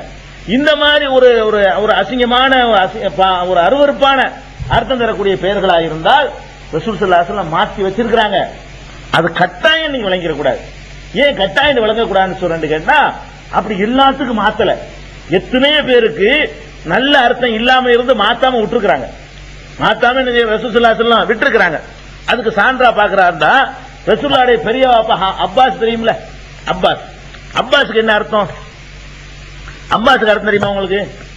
அப்பாஸ்னா அந்த கட்டுக்கட்டுப்பானவர் அர்த்தம். இப்படி பயங்கரமா வெள்ளுங்குள் ஒட்டிக்குமா மூஞ்சில, அந்த மூஞ்சி உள்ளவருக்கு பேர் தான் என்னது, அப்பாஸ். அப்பாஸ்னா மூஞ்சி எப்போதும் கட்டுக்கடுப்பா வைத்துக் கொண்டிருக்கக்கூடியவர். இப்படி அவருக்கு பேரை வச்சுட்டாங்க, அப்பாஸ் அவருக்கு அவங்க பேரை வச்சுட்டாங்க. ரசூல் ஸல்லல்லாஹு அலைஹி வஸல்லம் மாத்தல, கட்டாயமா மாத்திருப்பாங்க. இந்த அப்துல் ஷம்சு மாதிரி அப்துல் காபா மாதிரி இருந்தா அப்பவே மாத்தி விட்டுருப்பாங்க. இது ஒரு அட்வைஸா சொன்னதுனாலதான் அப்பாஸ்ங்கிறவர் கடைசி வரைக்கும் அப்பாஸா இருந்தார். இந்த அப்பாஸ்ங்கிற வேற ஆளுக்கா இருந்தா ரசூலுல்லாஹ்க்கு தெரியாதுன்னு சொல்லிவிடலாம். அப்பாஸ் தெரியாம இருக்குமா? ரசூலுல்லாஹ் பெரியத்தாவுடைய பேரை ரசூலுல்லாஹ்க்கு தெரியாம இருக்குமா? அவங்க பெரியத்தாவா இருந்துகிட்ட அவருடைய பேரை பார்த்தா நல்ல அர்த்தமா இல்ல. மூஞ்சி சிரிச்ச முகத்தோட நல்ல அர்த்தமா நல்லா இருக்கு, அழகான மாத்தி இருக்கலாம். ஆனா சிரிச்ச முகத்துக்கு எதிரானவர் அர்த்தம். நரசிம்மராவ் அர்த்தம் வைங்களேன். அப்பாஸுக்கு அர்த்தம் சொல்றாருந்தா நரசிம்மராவ் மூஞ்சில அர்த்தம். இப்படியா அவருக்கு பேர் வச்சிருக்காங்க. ரசூல் ஸல்லல்லாஹு அலைஹி வஸல்லம் செய்யல, இத மாத்தணும் ஒரு கம்பல்சரியா இருந்தா நினைச்சிருப்பாங்க, மாத்தி இருப்பாங்க. சில உதாரணத்துக்கு சில ஒரு பேர்களை சொல்றேன். ஒரு சஹாபிக்கு பேரு அஹ்னஸ், உதாரணத்துக்காக சில வச்சிருக்கிறேன். அது ஒரு 500க்கு மேல அது மாதிரி நான் காட்ட முடியும். சாம்பிளுக்காக வேண்டி இந்த அழிப்புல உள்ளது மட்டும் கொஞ்சம் எடுத்துட்டு வந்துக்கிறேன் புரிஞ்சுக்கிறதுக்காக வேண்டி. அப்ப அஹ்னஸ் ஒரு ஆளுக்கு பேரு, ரசூலுல்லாஹ்வுக்கு நெருங்கிய தோழர். ஒரு ஆள் இல்ல, இது மாதிரி ஒரு 7 பேர் வந்திருக்காங்க. இந்த பேர் உடையவர்களுக்கு ரசூல் ஸல்லல்லாஹு அலைஹி வஸல்லம் சந்திச்சிருக்காங்க, பார்த்திருக்காங்க, ஹதீஸ் அறிவிச்சிருக்காங்க. இந்த பேரை மாத்தல. அஹ்னஸுக்கு என்ன அர்த்தம் தெரியுமா? உங்களுக்கே தெரியும், மின் ஷர்ரில் வஸ்வாஸ் அல் ஹன்னாஸ்ங்கறீங்களா, இந்த ஹன்னாஸ் சைத்தானுக்கு, அதுவும் அஹ்னஸும் ஒரே வார்த்தையோட அர்த்தம். அதாவது மறைந்திருந்து தாக்குறவன் அர்த்தம். சைத்தான் எப்படி மறைஞ்சிருந்து தாக்குறானோ அதே மாதிரி மறைஞ்சு இருந்துகிட்டு என்ன செய்யறது, உள்ள ஒண்ணு வச்சு வெளியே ஒண்ணு வச்சு செய்யற ஆள் அர்த்தம். இந்த பேர் ஒரு ஆளுக்கு இருந்திருக்குது. இது ஷிர்க் ஒண்ணும் கிடையாது, நல்ல அர்த்தம் இல்ல, அவ்வளவுதான். விரும்பத்தக்கது மாத்திக்கிறங்கன்ட்டாங்க. அவரு அந்த செய்தி கிடைச்சிச்சோ கிடைக்கல மாத்தாம விட்டாரு. அதை கட்டாயப்படுத்தி இருந்தா மாத்திருப்பாங்க. இந்த அப்துல் மாதிரி இருந்துச்சுன்னு வைங்க, அது கம்பல்சரியா மாத்தி இருக்கிறாங்க. இந்த மாதிரியான பேர்லாம் இருந்திருக்காங்க. அதே மாதிரி அஹ்ரம் ஒரு சகாபிக்கு பேர் அஹ்ரம். அஹ்ரம்னா என்ன அர்த்தம் கேட்டா, ஏதாவது ஒரு உறுப்பு வெட்டுப்பட்டவர் அர்த்தம். ஆனா எந்த உறுப்பு வெட்டுப்படல, அவருக்கு நல்லதான் இருந்துச்சு. நல்லா இருக்கிற ஆளுக்கு என்ன பண்ணிவிட்டாங்க, அஹ்ரம்னு பேர் வச்சுட்டாங்க. உறுப்பு இழந்தவர், உறுப்பு இழந்தவர் ஒரு நல்ல அர்த்தமா? இது ஒரு அழகான அர்த்தமா? இது புரிய நல்ல தத்துவம் இருக்கு, அதுல ஒண்ணும் கிடையாது. ஆனா இதை மாத்தல, வச்சுட்டு போறாரு விட்டாங்க. ரசூல் ஸல்லல்லாஹு அலைஹி வஸல்லம் மாத்தல, கடைசி வரைக்கும் இவர் இருந்தாரு. அதே மாதிரி ஒரு ஆளுக்கு பேர் அஹ்மர். அஹ்மர்னா என்ன? செவந்தவர் அர்த்தம். கலரை கொண்டல்லாம பேர் வைக்கிறது, செவந்தவர் கற்பர்னு சொல்லி வச்சிருந்திருக்காங்க. அஹ்மர்ங்கிற பேர்ல சஹாபாக்கள் இருந்திருக்காங்க, அவர்கள் பேரை மாத்தல. இன்னொரு இன்னும் சில சஹாபாக்களுக்கு பேரு அபியல், வெள்ளையன் வச்சுக்கலாம். வெள்ளையன் ஒரு ஆளுக்கு பேரு. வெள்ளையன்கிறது மாத்தல, இருந்துட்டு போகுது, வெள்ளையன் இருந்துட்டு போகுது, அதனால என்ன அப்படின்னு விட்டாங்க. ஆனா இதெல்லாம் ஒரு பெரிய தத்துவத்தை சொல்லல. வெள்ளையா இருந்தா என்ன, கருப்பா இருந்தா என்ன, அதுல ஒரு பெரிய சிறப்பு இருக்கா? ஒண்ணும் கிடையாது. இதாச்சும் பரவாயில்ல. ஒரு ஆளுக்கு அஸ்வதுன்னு பேர், கருப்பர்னு பேரு, பேரே அஸ்வது. ஒரு ஆளுக்கு இல்ல, அஸ்வதுங்கிற பேர்ல 30க்கும் மேற்பட்ட சஹாபாக்கள் இருக்காங்க. அஸ்வதுங்கிற பேர்ல 30க்கும் மேற்பட்ட சஹாபாக்கள் இருக்காங்க. அஸ்வதுக்கு என்ன அர்த்தம்? கருப்பன் அப்படின்னு அர்த்தம். பேரே கருப்பன் வச்சிருக்காங்க, அதுவும் மிக கருப்பன் அர்த்தம். அப்படி பேரே வச்சிருந்திருக்காங்க. ரசூல் ஸல்லல்லாஹு அலைஹி வஸல்லம் மாத்தல. ஆனால் இதெல்லாம் மாத்துவது நல்ல. ஒரு ஆள் வந்தாரு, என்னப்பா அவன் பேரு? அஸ்வதா அபியல்னு மாத்திக்க, வெள்ளைன்னு மாத்திக்கவேன் அப்படின்னு மாத்திருக்காங்க. ஆனால் இது கம்பல்சரியான மாற்றதா இருந்தா எல்லாருக்கும் மாத்திருப்பாங்க. அந்த ஒரே ஒரு ஆளுக்கு மாத்தினாங்களே தவிர மீதி பேர்லாம் அஸ்வதாவா தான் இருந்தாங்க, மீதி பேர்லாம் மாத்தல. அப்ப இந்த மாற்றங்கள் எல்லாம் மாத்தினா சிறப்பு, மாத்தலையா விடுங்க, அது மாதிரி உள்ளதான். பெரிய இந்த மாதிரி அசிங்கமான அர்த்தம் நல்ல தத்துவத்துக்காக மாத்துறது கட்டாயம் கிடையாது. ஆனா ஷிர்க் மாத்தி ஆகணும். அல்லாஹ்வுக்கு போட்டியா வரக்கூடியது, அல்லாஹ் மார்க்கத்தின் அகீதாவை கொள்கையை பாதிக்கிற மாதிரி பேரா இருந்தால் அதை மாத்தி தான் ஆகணும். அதே மாதிரி மிருகங்கள் பேர்லாம் மனுஷன் வைக்கலாமா? அசதுன்ற பேர், சிங்கம்ன்ற பேர் வச்சிருந்திருக்காங்க. சஹாபாக்கள் காலத்தில் சில ஆட்களுக்கு பேர் என்னது, சிங்கம்ன்ற ஒரு மனுஷனுக்கு பேர். ரசூலுல்லாஹ்வுடைய வளர்ப்பு மகனாக கருதப்பட்ட ஸைத் இருக்காங்களே, அவங்களுடைய மகன் உசாமா. உசாமான சிங்க குட்டின்னு அர்த்தம். உசாமா பின் லாடன் இருக்காருங்க, உசாமாக்கு என்ன அர்த்தம்? சிங்க குட்டி. ரசூலுல்லாஹ்வுக்கு ரொம்ப விருப்பமான ஒரு குழந்தை யாரு? உசாமா. அப்ப அந்த உசாமாங்கிற பேரை சூட்டினது ரசூல் ஸல்லல்லாஹு அலைஹி வஸல்லம் தான். அப்ப அவங்க வாயினால உசாமான்னு சுட்டிருக்காங்க, ஒரு மிருகத்து பேர் தான். அதெல்லாம் தப்பு கிடையாது. இதெல்லாம் கொள்கையை பாதிக்க கூடாது, பேர்ல கொள்கை பாதிக்கிற மாதிரி வந்துடக்கூடாது. உசாமான்னு பேர் இருந்திருக்குது. அஸ்ரக்குன்னு ஒரு ஆளுக்கு பேரு, நீல நிற கண் உடையவர். கண்ணுல பல மாதிரி கண் இருக்கு, நீல கலர்ல ப்ளூ கலர் கண் இருக்கும் பாருங்களேன், அந்த கண்ணு உள்ள ஆளுக்கு பேரு அஸ்ரக்குமாங்க. அப்படி ஒரு ஆளுக்கு பேரு, கண் அப்படி இருக்குன்னு அவசியம் கிடையாது, பேர் அப்படி வச்சு விட்டுருவாங்க. அந்த மாதிரியா பேர் வச்சிருக்காங்க. கைதின்னு ஒரு ஆளுக்கு பேர் அசீர், சஹாபிக்கு பேர். சஹாபி பேர் நான் சொல்றேன், இதெல்லாம் ரசூலுல்லாஹ் காலத்துல இருந்து ரசூலுல்லாஹ் கேள்விப்பட்டு அவங்க தடுக்காம விட்ட பேர்கள். அசீர்னா கைதி. கைதினா என்ன? இது நல்ல ஒரு தத்துவமா? ஒரு தத்துவம் இல்ல. போயிட்டு கைதி, அல்லாஹ் கைதி வச்சுட்டு போவோம், வளையிட்டு போயிட வேண்டியதான், அல்லாஹ் கைதி நினைச்சிட்டு போயிட வேண்டியதான். இப்படி நினைச்சிட்டு விட்டாங்க. அதே மாதிரி ஆரஜ், நொண்டின்னு பேர் ஒரு ஆள். ஆரஜ்னா என்ன அர்த்தம்? நொண்டி. குர்ஆன்ல ஒரு லைஸா அலல் ஆமா ஹரஜுன் வலா அலல் ஆரஜ் ஹரஜுன். ஆரஜ்னா நொண்டி, நொண்டியின் மீது குற்றம் இல்லைன்னு வரும் குர்ஆன்ல. அப்ப நுண்டிங்கிற ஒரு ஆளுக்கு பேர் இருந்திருக்கு ஆரஜ்னு சொல்லி, என்னோட நுண்டின்லாம் பேர் வைக்கிறேன் ரசூலுல்லாஹ் மாத்தல, இருந்துட்டு விட்டாங்க. அதே மாதிரி வந்து அக்ரன்னா வழுக்கத்தலை, குழந்தையா இருக்கும்போது வழுக்கத்தலை பேர் வைக்கிறான் பாருங்க. அக்ரன்னு அர்த்தம் வழுக்கத்தலை, தலையில முடியெல்லாம் வலுவல் இருக்கும்ல, அந்த மாதிரி வழுக்கத்தலைக்கு பேர் அக்ரன்னு பேரு. அக்ரன்னு அக்ரா பின் ஹாபிஸ்னு சொல்லி ஒரு சஹாபி, பிரபலியமான சஹாபி, ரசூலுல்லாஹ்வுக்கு நல்ல பேர் தெரிஞ்ச சஹாபி. அப்படி ஒரு சிறந்த சஹாபி இருந்திருக்கிறார், வழுக்கைங்கிற பேர்லயே இருந்திருக்காரு. அர்க்கமுடைய வீட்டுல ரசூலுல்லாஹ் ரகசியமா பிரச்சாரம் பண்ணாங்க ஆரம்ப கட்டத்துல, உங்களுக்கு தெரியும். அர்க்கமுடைய வீட்டுல, அர்க்கம்னா பாம்புன்னு அர்த்தம். அர்க்கம்னா அர்த்தம் அது ஒரு பாம்புக்கு பேரு அர்க்கம்ங்கிறது. அப்ப பாம்புங்கிற பேர் வச்சிருந்திருக்கிறாங்க. அது மாதிரி மூக்கு சிதைந்தவர்னு பேர் வச்சிருக்கிறாங்க, உறுப்பு வெட்டினவர்னு பேர் வச்சிருந்திருக்கிறாங்க, மண் கலரு மண் நிறத்தவர் அப்படின்னு 60 என்று சொல்லி பேர் வச்சிருக்கிறாங்க. இப்படி எல்லாம் பல பெயர்கள் ரசூலுல்லாஹ் காலத்துல இருந்து மாத்தல. இதே மாதிரியான சில பெயர்களை மாத்தியும் இருக்கிறார்கள். மாத்தினாவும் அதிசு வருது, மாத்தாமையும் வந்திருக்குது. அப்ப இதுல என்ன விளைக்கணும், சிறப்புன்னு விளைக்கணும். கட்டாயம் மாத்த வேண்டியதா இருந்தால் கண்டிப்பா மாத்திருப்பாங்க. சிலருக்கு மாத்தி சிலருக்கு மாத்தாம விட்டுருக்காங்கன்னு சொன்னா மாத்துறது நல்லது. இப்ப போட்டு குழப்பம் பண்ண வேணாம், இனி வரக்கூடிய பிள்ளைகளுக்கு நல்ல பேரை வச்சுக்க. சஹாபாக்கள் தங்கள் பிள்ளைகளுக்கு இந்த மாதிரி வைக்கல, அதையும் வச்சுக்கணும். வச்சதை எதுக்கு மாத்தன்னு விட்டுட்டாங்களே தவிர அந்த மாதிரி இந்த மாதிரி பேர்கள் வச்சிருந்தா நீங்க சங்கில் இன்னைக்கு வந்திருக்குமே, இன்னைக்கு இப்படி வந்திருக்குமே, அப்படி வரக்கானா. சஹாபாக்கள் நினைச்சிட்டாங்க இதெல்லாம் ரசூலுல்லாஹ் சிறப்ப சொன்ன உடனே நம்ம பேரை மாத்திக்கிட்டு மக்களுக்கு அறிமுகம் போன போய் சொல்லிக்கிட்டு அது வேற ஆளு குழப்பமாயி போயிடும். பேருங்கிறது கண்டுபிடிக்கிறதுக்கு தானே. இப்ப என்னத்துக்கு சிறுக்கு வருதுன்னா மாத்திட்டு போயிடலாம். அப்படி ஒண்ணு இல்லாத ஒண்ணு போட்டு மாத்திட்டு குழப்பம் உண்டாகன்னு நினைச்சு தங்களுடைய புள்ள குட்டிகளுக்கு நல்ல பேர் வச்சுக்கிட்டாங்க. அவங்களுடைய புள்ள குட்டிகளுக்கு வைக்கும்போது நபிமார்களுடைய பேரு அப்து அந்த மாதிரி சேர்த்து வச்சுக்கிட்டாங்க. நல்ல நல்ல அர்த்தமுள்ள பேரை வச்சுக்கிட்டாங்களே தவிர இந்த மாதிரியான பேர்களை தங்களுடைய வாரிசுகளுக்கு என்ன செய்யல. அது அப்பாஸ் இருந்தாரு, அவர் மகனுக்கு அப்துல்லான்னு தான் வச்சாரு. அழகான பேர் அப்துல்லா இப்னு அப்பாஸ் கேள்விப்படுறோம்ல. அப்பாஸ் அவர் பேர் நல்ல பேரா இருக்கா இல்லாம இருக்கலாம், அவர் மகனுக்கு நல்ல பேர் வச்சார்ல, அந்த மாதிரியாக வைத்துக் கொண்டார்கள். அதனால சஹாபாக்கள் ஏன் இந்த சிறப்பு செய்யலன்னு கேட்கக்கூடாது. 50 பேர் டோட்டலா ஒரு சமுதாயமே பேரை மாத்திக்கிட்டு யாரை கண்டுபிடிக்கிறது.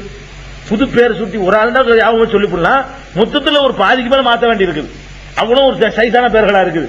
இந்த பேர்களை மொத்தத்துக்கு மாத்தி விட்டோம்னு சொன்னா யாரு வந்தா யார் ஒன்னும் கண்டுபிடிக்க இயலாது. அது மாதிரியான ஒரு காலகட்டத்தினால அதை விட்டுட்டாங்க. இது நம்ம விளங்கிக்கிறோம். இந்த மாதிரியான பேர்களை எல்லாம் நம்ம தவிர்த்துக் கொள்வது சிறப்பு. அர்த்தத்தை முதல் கேட்கணும். சாலிஹி நல்ல வச்சுக்க அப்படி சொல்லணும். நபிமார்கள் பேரா வச்சுக்கின்றலாம், அப்து சேர்ந்த பேரா வச்சுக்கின்றலாம், அல்லது நல்ல அழகான தியாகம் பண்ண முன்னோர்களுடைய பேரா வச்சுக்கன்னு சொல்லிவிடலாம். அடுத்த நாள் ஷிர்க் வந்து வைக்காதுன்றணும். ஷிர்க் குஃப்ர் வரக்கூடிய பெயர்களா இருந்தா வைக்க கூடாதுன்றணும். இது வந்து பெயர் சூட்டுறதுல உள்ள முக்கியமான ஒரு அளவுகள். அடுத்து ஒரு முக்கியமான அம்சம் என்னன்னு கேட்டா, இன்னொன்னு கவனிக்க வேண்டியது, அல்லாஹ்வுடைய 99 பேர்கள் இருக்குல்ல, அல்லாஹ் ரஹ்மான் ரஹீம் ஜப்பார் சொன்னோம்ல, இந்த 99 பேர்கள்ல அல்லாஹ்ங்கிற பேரை யாருக்கு வச்சிடக்கூடாது. அல்லாஹ்ங்கிறத அல்லாஹ்வுக்கு அடிமையை சேர்த்து வைக்க நல்ல விஷயம். அல்லாஹ்னு ஒருத்தனுக்கு பேர் வைக்கலாமான்னா காபீர் கூட வைக்கல. அன்னைக்கு வந்து ரசூலுல்லாஹ்வுடைய காலத்துல அபூஜஹில் கூட்டம் கூட என்ன பேர் வைக்கல, தங்களுடைய குழந்தைகள் யாருக்கு அல்லாஹ்னு பேர் வைக்கல. வேற வேற சமுதாயத்திலாம் கடவுள்ங்கிற நினைச்சுக்கிட்டு கடவுள் பேரை மனுஷனுக்கு சூட்டுவாங்க. முருகர் கடவுளுமாங்க, மனுஷனுக்கு முருகன் பேர் வச்சுக்கிடுவாங்க. ராமரை கடவுளுமாங்க, அதை மனுஷனுக்கு வச்சுக்கிடுவாங்க. கிருஷ்ணரை கடவுளுமாங்க, அதை மனுஷனுக்கு சுட்டிக்கிடுவாங்க. இஸ்லாத்துல வந்து அல்லாஹ்ங்கிற பேரை வந்து எந்த ஒரு காலகட்டத்திலையும் எந்த மனுஷனுக்கு சூட்டினதில்லை, சூட்டக்கூடாது. அல்லாஹ்ங்கிறது அவன் ஒருத்தன் தான், அந்த பேர் யாருக்கும் சுட்டிடக்கூடாது. இது ரொம்ப கவனமா இருக்கணும். அதே மாதிரி அல்லாஹ்வுடைய 99 சிவத்துகளை பொறுத்த வரைக்கும் ரஹ்மான் இருக்குல்ல, ரஹ்மானை தவிர மற்ற எந்த சிவத்தை வேண்டுமானாலும் மனிதர்கள் வந்து சூட்டிக் கொள்ளலாம். மனிதர்கள் என்ன செய்யலாம், சூட்டிக் கொள்ளலாம். ஆனால் அதுக்கு அர்த்தம் வேற, மனுஷனுக்கு சூட்டுவது அர்த்தம் வேற. ரஹ்மான்கிற யாருக்கும் சூட்டினதில்லை. ரஹ்மான்கிற பேரையும் கூட ஜாஹிலியா காலத்திலேயும் சரி, ரசூல் ஸல்லல்லாஹு அலைஹி வஸல்லம் காலத்திலேயும் சரி, இன்னைக்கு வரைக்கும் சரி, ரஹ்மான் என்பது அல்லாஹ் அடுத்த அந்தஸ்துல உள்ள பேர் எதுன்னு கேட்டா ரஹ்மான். யாருக்கும் எந்த காலகட்டத்திலையும் சொன்னது கிடையாது. இன்னைக்கு உள்ள அறியாமை காலத்துல வேண்டாம் ரஹ்மான் கான்கள் பேர் வைக்கலாம். அப்துல் ரஹ்மான் தான் பேர் வைக்கணுமே தவிர ரஹ்மானை தனிச்சனை செய்யக்கூடாது, பேர் வச்சிடக்கூடாது. வேற பேர்களை பொறுத்த வரைக்கும் குர்ஆனை புரட்டி பாத்தீங்கன்னு சொன்னா எல்லா சிவத்துகளையும் மனிதனுக்கு அல்லாஹ் சொல்லத்தான் செய்யறான். இப்ப ரஹீம்ங்கிறோம், அல்லாஹ்வுடைய பேர்ல ஏதோ ஒரு பேரு, ரஹீம்ங்கிறது ஒரு பேர். இது பிஸ்மில்லாஹிர் ரஹ்மானிர் ரஹீம்ங்கிறோம், நமக்கு நல்லா தெரியும். அப்துல் ரஹீம்ங்கிறோம், நல்லா விளங்குது. அல்ஹம்துலில்லாஹ் கூட அர் ரஹ்மானிர் ரஹீம்ங்கிறோம், அல்லாஹ்வுடைய பேரு விளங்குது. ஆனா இந்த ரஹீம்ங்கிறத வந்து மனிதர்களுக்கும் அல்லாஹ் யூஸ் பண்றான் குர்ஆன்ல. ரஹீம் அல்லாஹ் தனக்கும் சொல்லிக்கொண்டு யாருக்கு யூஸ் பண்றான்? மனிதர்களுக்கும் யூஸ் பண்றான். ரசூல் ஸல்லல்லாஹு அலைஹி வஸல்லம் பத்தி கூட ரஹீம்ங்கறான் ஒரு இடத்துல. எப்படி சொல்றான்? லகத் ஜாக்கும் ரசூலுன் மின் அன்ஃபுசிக்கும் அஸீஸுன் அலைஹி மா அனித்தும் ஹரீஸுன் அலைக்கும் பில் முஃமினீன ரவுஃபுர் ரஹீம். மூமின்கள் விஷயத்துல ரொம்ப ரஹீமாக இவர் இருக்கிறார் அப்படின்னு சொல்லி ரசூல் ஸல்லல்லாஹு அலைஹி வஸல்லம் அவர்களை அல்லாஹ் ரஹீம்னு சொல்றான். ரசூலுல்லாஹ் தான் சொல்றான் நினைக்காதீங்க, உங்களையும் சொல்றான், என்னையும் சொல்றான். அதே குர்ஆன்ல முஹம்மது ரசூலுல்லாஹ், முஹம்மது அல்லாஹ்வுடைய தூதர், வல்லதீன மாஹு அஷித்தாவு அலல் குஃபாரி ருஹமாவு பைனஹும். ருஹமா என்பது ரஹீமுடைய பன்மை. மூமின்கள் இருக்கிறார்களே தங்களுக்கு மத்தியிலே ரஹீம்களாக இருக்கிறார்கள். நம்மளை பத்தி குர்ஆன்ல என்ன சொல்றான்? ரஹீம்ங்கறான். ரஹீம்ங்கற அந்த பேரை அல்லாஹ் தனக்கு வச்சுக்கிட்டான். ரஹீம்ங்கற அந்த பேரை ரசூலுல்லாஹ்வுக்கும் சொல்றான். ரஹீம்ங்கற அந்த பேரை நம்மளுக்கும் சொல்றான். நம்மளே எல்லாம் ரஹீம்ங்கறான் அல்லாஹ்.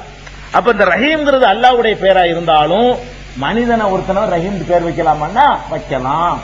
ஆனால் அது எப்படி வைக்கணும், ஒவ்வொருத்தரும் வச்ச பிறகு எப்படி புரிஞ்சுக்கணும், வைக்கும்போது எப்படி வைக்கணும்னு கேட்டா, அல்லாஹ்வை ரஹீம் என்று சொன்னால் அதுக்கு அர்த்தம் வேற, மனுஷன ரஹீம் என்று சொன்னால் அதுக்கு அர்த்தம் வேற.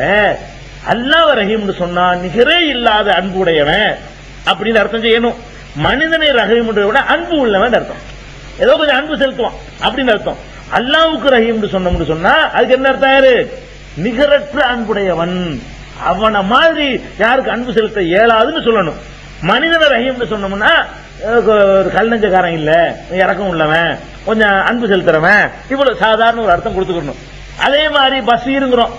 பசீர்னா பாக்குறவன். அல்லாஹ்வுக்கும் பசீர்னு பேர் இருக்குது. நம்மளையும் பசீர் நல்லா சொல்றான் பல இடங்கள்ல. குர்ஆன்ல என்ன செய்யறான்? மனிதர்களையே அல்லாஹ் வந்து பசீருங்கிறான். அப்ப நம்மளும் பார்க்கத்தான் செய்யறோம், இல்லன்னு சொல்ல முடியாது. நம்மளும் பார்க்கிறோம், அல்லாஹ்வும் பார்க்கறான். அதனால பார்ப்பவர்கள்ங்கிற பேரை வந்து அல்லாஹ்வுக்கும் உண்டு, மனுஷனுக்கும் உண்டு. ஆனா அல்லாஹ் பசீர்னு சொன்ன அர்த்தம் வேற, உங்களை என்னையும் பசீர்னு அர்த்தம் வேற. அல்லாஹ் பசீர்னா என்ன அர்த்தம்? எதையும் எப்போதும் பார்க்கிறவன் அர்த்தம். நம்மள பசீர்னா என்ன அர்த்தம்? ஏதோ ஒன்னு ரெண்டு நம்ம பலவீனமான ஒரு நிலையில இருந்து பார்க்கக்கூடியவர்கள், இருட்டுல பார்க்க முடியாதவர்கள், செவத்துக்கு அப்பால உள்ளதை பார்க்க முடியாதவர்கள், ஒரு தூரத்துல குறிப்பிட்ட தூரத்தை தாண்டி விட்டால் பார்க்க முடியாதவர்கள், இப்படி எல்லாம் உள்ள பார்வை நமக்கு. இதே மாதிரி தான் அல்லாஹ்வுடைய மற்ற சிவத்துகள் பூராவுமே. மன்னிக்கிறவன் அல்லாஹ்வுக்கு பேர். நீங்க மன்னிக்க மாட்டீங்களா? வாழ்க்கையில எத்தனை பேர் மன்னிச்சது இல்லையா? நீங்களும் மன்னிக்கிறீங்க, அல்லாஹ்வும் மன்னிக்கிறான். அல்லாஹ்வே கஃபூருங்களா, உங்களையும் கஃபூருங்களாம். அப்து சேர்த்தா வைக்கணும்னு அவசியம் கிடையாது. ஆனா அப்த வந்து வேற இதுல சேர்த்துடக்கூடாது. அப்துங்கிறத இந்த 99 தவிர மற்றதுல சேர்த்துடக்கூடாதுங்கிறது வேற. இந்த 99 சிவத்துல அல்லாஹ்வை ரஹ்மானையும் தனியா வச்சுவிட்டு வெறுமனே வந்து கஃபூரு ரஹீமு அப்படி பேர் வைக்கலாமான்னு கேட்டா வைக்கலாம். வைக்கிறதுக்கு மார்க்கத்தில் அனுமதி இருக்கு, அவ்வளவு வேணாம். ரசூலுல்லாஹ்வுடைய மருமகன் பேர் என்ன? அலி. அலி அல்லாஹ்வுடைய பேர் தானே, அலியுல் கபீர். அப்துல் 99 சிவத்துல ஏதோ ஒரு சிவத்து அலியுன் 99 எடுத்து பாத்தீங்கன்னா அல்ல அலியுல் கபீர்னு வந்துட்டு இருக்கும். அலிங்கிறது யாருடைய பேரு? அல்லாஹ்வுடைய சிவத்துல உள்ளதுதான். அந்த சிவத்துல உள்ளதை வந்து மருமகனுக்கு பேரா இருந்திருக்கு, மாத்தல ரசூலுல்லாஹ். ஏன்? அவன அலின்னு சொன்ன அர்த்தம் வேற, இவர் அலின்னு சொன்ன அர்த்தம் வேற. அவன அலின்னு சொன்னா எல்லாவற்றையும் விட உயர்ந்தவன் என்ற அர்த்தம் அல்லாஹ் சொல்லும் போது, மனிதர்ல ஒரு ஆளை பிடிச்ச அலின்னு சொன்னா எதை இருக்கிற 10 பேர்ல இருந்தா நல்லா கொஞ்சம் வசந்தம் அவ்வளவுதான் அப்படின்னு அர்த்தம். இருக்கிறதுல கொஞ்சம் ஆளு வசம் உயர்வானவன், இவ்வளவுக்கு மேல கொடுக்க இயலாது. அப்படிதான் கொடுக்க முடியுமே தவிர, அப்ப பொருள்களை மாற்றி வைத்துக் கொண்டு நம்ம என்ன செய்யலாம்? அல்லாஹ்வுடைய சிவத்துகள் அப்து சேர்க்காம வைக்கணும். அல்லாஹ்வை அப்து சேர்த்து வைக்கணும். வெறும் அல்லாஹ் வச்சிடக்கூடாது. ரஹ்மான்ங்கிறது வெறும் ரஹ்மான் வச்சிடக்கூடாது. வெறுமனே ரஹீம் ஒரு ஆள் வைக்கலாம், அப்துல் ரஹீம்னு வைக்கலாம். அலின்னு வைக்கலாம், அப்துல் அலின்னு வைக்கலாம். கபீர்னு வைக்கலாம், அப்துல் கபீர்னு வைக்கலாம். அல்லாஹ்வுடைய அந்த 98 சிவத்துகளை பொறுத்த வரைக்கும் அந்த மாதிரியான அடிப்படையில் வைத்துக் கொள்ளலாம் என்பதற்கு தான் இந்த அலிங்கிறது உதாரணமா இருக்குது. அலின்னு சொன்னல ரசூலுல்லாஹ்வுடைய மருமகன் பேர, இது ரசூலுல்லாஹ்வுக்கு தெரியாம இருந்திருக்குமா? அலின்னு பேர் வச்சவருக்கு தெரியாது சொல்ல முடியுமா? தெரிஞ்சுச்சே. அப்ப அந்த மாதிரியான ஒரு அடிப்படையில பெயர்கள் சூட்டும் பொழுது அல்லாஹ்வுடைய பெயர்களை கூட நம்ம என்ன செய்யலாம்? மனிதர்களுக்கு சூட்டிக்கிறலாம். அர்த்தம் வேற வேற. அல்லாஹ்வை சொல்லும் பொழுது உயர்ந்தமான அவன் தகுதிக்கு தகுந்த மாதிரி அர்த்தம் கொடுத்துக்கிறேன். அலின்னு சொன்னவன் அவர் அல்லாஹ்வை தரக்கூடாது. அலின்னு சிறந்தவர், உயர்ந்தவர், அது நிறுத்திக்கணும். அல்லாஹ் சொல்லும் பொழுது அனைத்தை விடவும் உயர்ந்தவன் அப்படி சேர்த்துக்கணும். அனைத்தை விடன்னு சேர்த்துக்கிட்டு போறணும், அவ்வளவுதான். அல்லாஹ் சொல்லும் பொழுது அவனுடைய தகுதிக்கு தகுந்த மாதிரி. அப்ப இந்த பெயர்கள் தேர்ந்தெடுக்கிற விஷயத்துல இவ்வளவு விஷயங்கள் இருக்குது. இவ்வளவு விஷயத்தை கவனிச்சு நல்ல அழகான பொருளுடைய பெயராக வைத்துக் கொள்ளணும். ஆனா ரொம்ப சிறந்த பேர் என்னன்னு கேட்டா அஹப்புல் அஸ்மா இலல்லாஹி அப்துல்லா அப்துர் ரஹ்மான். அல்லாஹ்வுக்கு வந்து ரொம்ப விருப்பமான பேர் என்னன்னு கேட்டா அப்துல்லா அப்துர் ரஹ்மான். இந்த அப்து சேர்த்து வைக்கிறமே இதுதான் அல்லாஹ்வுக்கு ரொம்ப விருப்பமான பேர். அதே மாதிரி பெண்களா இருந்தா அமத்தை சேர்த்து வைத்துக் கொள்ளணும். இதையும் ரசூல் ஸல்லல்லாஹு அலைஹி வஸல்லம் அவர்கள் சொல்லி இருக்கிறாங்க. இந்த கணக்குல வைத்துக் கொண்டு நம்ம பெயர்களை சூட்டிக்கணும். இந்த பெயர் சூட்டின பிறகு இறுதியான ஒரு விஷயத்தை சொல்ல வேண்டியிருக்கு. இந்த பட்ட பேர் வைக்கிறது. அவன் அப்பங்காரன் ஒரு பேரை வச்சு போடுறான். நம்மளுக்கு என்ன பண்றது? அழகான பேர் வச்ச உடனே அந்த குழந்தைக்கு போய் பட்ட பேர் சொல்லி கூப்பிடுறது. அவனுடைய தோற்றத்தை வைத்து, அவனுடைய குணத்தை வச்சு, அவனுடைய கலரை வச்சு, அவனுடைய நிறத்தை வச்சு எல்லாம் என்ன செய்யறது? ஒரு மண்டை கொஞ்சம் பெருசா இருந்தா ரெட்ட மண்டைங்கிறது, அப்படி செய்யறது. கொஞ்சம் நல்லா சாப்பிட்டா இருந்ததுன்னா டபுள் இன்ஜின்ங்கிறது. இப்படிலாம் பல மாதிரி பேர் வைப்பாங்க. அவனுடைய கேரக்டரு, குணாதிசயம், கலரு, உயரம் இதுகளை எல்லாம் வைத்து பட்ட பேர் வைக்கிறது. இந்த பட்ட பேர் வைக்கிற ஒரு பழக்கம் இருக்குல்ல மார்க்கத்துல வந்து அது நிபந்தனையோட அனுமதி இருக்குது. ஒரு நிபந்தனையோட. என்ன நிபந்தனை? அந்த மாதிரி ஒரு பெயரை சூட்டுறதுனால அதை கேட்கிறவன் மனம் புண்பட மாட்டான், அவனே ஒரு சந்தோஷப்படுவான் என்று இருந்தால் அந்த மாதிரி பட்ட பெயரை நம்ம என்ன செய்யலாம்? சூட்டலாம், கூப்பிடலாம். அவன் அதான் அளவுகோல். இந்த பேர் வைக்கலாம், இதெல்லாம் அளவுகோல் கிடையாது. அதை சொல்றதுனால அவனுக்கு மனச்சங்கடம் வராது அப்படின்னு இருந்தால் அந்த பேர் என்ன செய்யலாம்? தாராளமா நம்ம வந்து சுட்டிக்கலாம். யாருக்கு வேணாலும் பட்ட பேர் வைக்கலாம். ஆனா வலா தனாபஸு பில் அல்காப், குர்ஆனுடைய கட்டளை சூரத்துல் ஹுஜராத்ல அல்லாஹ் சொல்றான், வலா தனாபஸு பில் அல்காப், பட்ட பெயர்களை கொண்டு குத்தி காட்டாதீர்கள். பட்ட பெயர்களை கொண்டு நினைச்சிடக்கூடாது, அந்த இழிவுபடுத்தி காட்டிடக்கூடாது என்பதுதான் அதுல உள்ள அளவுகோல். இப்ப ஒரு தடவை அலி ரலியல்லாஹு அன்ஹு கோச்சிட்டு போயிட்டாங்க. வீட்டுல இருந்து கொண்டாட்ட கோச்சிட்டு போயிட்டாங்க. போய் ஒரு இடத்துல படுத்து கிடக்குறாங்க. ரசூல் ஸல்லல்லாஹு அலைஹி வஸல்லம் வீட்டுக்கு வந்து எங்கம்மா அலி எங்கன்னு கேட்கறாங்க. அவர் கோச்சிட்டு போயிட்டாரு. தேடிக்கிட்டு வர்றாங்க. இவர் இடத்துல படுத்து கிடக்கிறார். ஆளை எழுப்பிடுறாங்க. மூஞ்சில மண்ணுல படுத்து கிடக்கிறார். முதுகு பூரா மண்ணா கிடக்குது. உடனே ரசூலுல்லாஹ் என்ன செய்யறாங்க? பேரை சொல்லி கூப்பிடல, அபூ துராபே எந்திரிங்கிறாங்க. அபூ துராப்னா மண்ணின் தந்தைன்னு அர்த்தம். மண்ணுல பிறண்டு இருக்கிறதுனால அவர் எப்படி கூப்பிடுறாங்க? அலின்னு கூப்பிடாம அபூ துராப், மண்ணுக்கு வாப்பான்னு அர்த்தம். அப்புண்டா வாப்பா, துராப்னா மண்ணு, மண்ணுக்கு அப்பன், மண்ணப்பன் சொல்லிக்கலாம் வேணும்டா, மண்ணப்பனே எழுந்திருங்கிறாங்க. இவருடைய காலமெல்லாம் இவர் அதை சொல்ல சந்தோஷப்பட ஆரம்பிச்சிட்டாரு. ரசூலுல்லாஹ் எனக்கு மண்ணின் தந்தைன்னு வச்சாங்கல்ல, அதனால நான் என்ன செய்வேன்? அந்த பேரை நான் சூட்டிக்கிடுவேன் சொல்லி அலின்றது அபூ துராப்னா தான் எல்லாருக்கும் தெரியுற அளவுக்கு அவருக்கு சந்தோஷம். அவரை யாராச்சும் அபூ துராப்னு கூட்டா அவர் கோபமே வராது. ரசூலுல்லாஹ் நமக்கு சூட்டின ஒரு பேரையில சொல்றாங்க அப்படின்னு சந்தோஷப்படுவார். அப்ப அந்த மாதிரி ஒரு நிறைய வச்சுட்டு அபூ ஹுரைராங்கிறோம். அவர் பேர் அப்துர் ரஹ்மான். அவர் என்ன செய்வார்? பூனைக்குட்டி ஒன்று வளர்த்துக்கிட்டு இருந்தாரு. எப்ப பார்த்தாலும் பூனைக்குட்டிக்கிட்டே வர்றது, பூனைக்குட்டியை வளர்க்குறது மார்க்கம் தப்பு கிடையாது. அவர் பார்த்தாங்க அபூ ஹுரைரா பூனைக்குட்டிக்கு வாப்பா வேண்டாங்க. எப்ப பார்த்தாலும் பூனைக்குட்டியோட இருந்தா அபுண்டா வாப்பா, ஹுரைரானா பூனைக்குட்டி, அபூ ஹுரைரானா அவருக்கு பேர் அது அல்ல. ஆனா நம்மளுக்கெல்லாம் அபூ ஹுரைரானா தெரியும், அவருடைய பேர் யாருக்கும் தெரியாது. அந்த அளவுக்கு பேர் அவர் என்ன செஞ்சாரு? அதையே பேர் ஆகிவிட்டார். ரசூலுல்லாஹ் எதை வந்து பட்ட பேரா சூட்டினாங்களோ செல்லமா, அதை வந்து என்ன செஞ்சாரு? அபூ ஹுரைராவே பூனையின் தந்தையன்னு கூப்பிட்டாங்க ஒரு நாள். அதான் ஜாக்குன்னு அவர் பூனையின் தந்தையாக பேராகிக்கிட்டாரு. நம்ம ஆளுக்கு வழங்காம அபூ ஹுரைரா பேர் வைக்கிறாங்க. அது அவருக்கு ரசூலுல்லாஹ் சூட்டுறதுனால அது நல்ல பேரு. நம்ம ஆளுக்கு பேர் அபூ ஹுரைரா பேர் வச்சாலாம் உண்டு. நம்ம ஆளுக்கு வழங்காம பூனையை வளர்க்காம அது அபூ ஹுரைரா பேர் வச்சாலும் உண்டு. அது கிடைக்கட்டும். இப்படியாக பெயர் சுட்டுறது தப்பு கிடையாது, பட்ட பெயர் சூட்டுறது. ஆனா அந்த பட்ட பெயர்ல வந்து புண்படுறாங்கன்னு வைங்க, ஏன்டா அந்த மாதிரி சொல்ற, ஏன் இப்படி செய்யற அப்படின்னா அதுல ஒரு சொல்லக்கூடாது. சில பேர் அந்த பட்ட பெயர்ல வந்து பெரிய ஒரு சந்தோஷம் அடைகிறாள்லாம் உண்டு. அந்த மாதிரி பட்ட பெயர்களா இருந்தா நினைச்சுக்கலாம், சொல்லிக்கலாம். இதுல என்ன அளவுகோல்? யாருக்கு பட்ட பெயர் வைக்கிறீங்களோ அவருடைய உணர்வு தான் இதுல அளவுகோல். அவர் வெறுக்கிறாரா, முகம் சுளிக்கிறாரா, சங்கடப்படுறாரா, அப்ஜெக்ஷன் பண்றாரா, விட்டுற வேண்டியது. பண்ணலையா, அவர் சேர்ந்து சிரிக்கிறாரா, சொல்லிட்டு போங்க. அவரும் சேர்ந்துட்டு நீங்க பட்ட பேரை சொல்லி கூப்பிடும் பொழுது அவரும் சேர்ந்து செய்யறாரு, சிரிக்கிறாரா, பிரச்சனை இல்ல. ஒரு ஆள் நல்லா சாப்பாடுல உட்காந்து சாப்பிட்டுட்டே இருப்பாரு, அவர் அந்த சொல்லி கூப்பிடுறிய அவரும் சேர்ந்து செய்யறாரு, இன்னும் 2 பிளேட் எடுத்து திங்கிறாரு, அவருக்கு புண்படல. புண்படுறது அங்க அளவுகள்.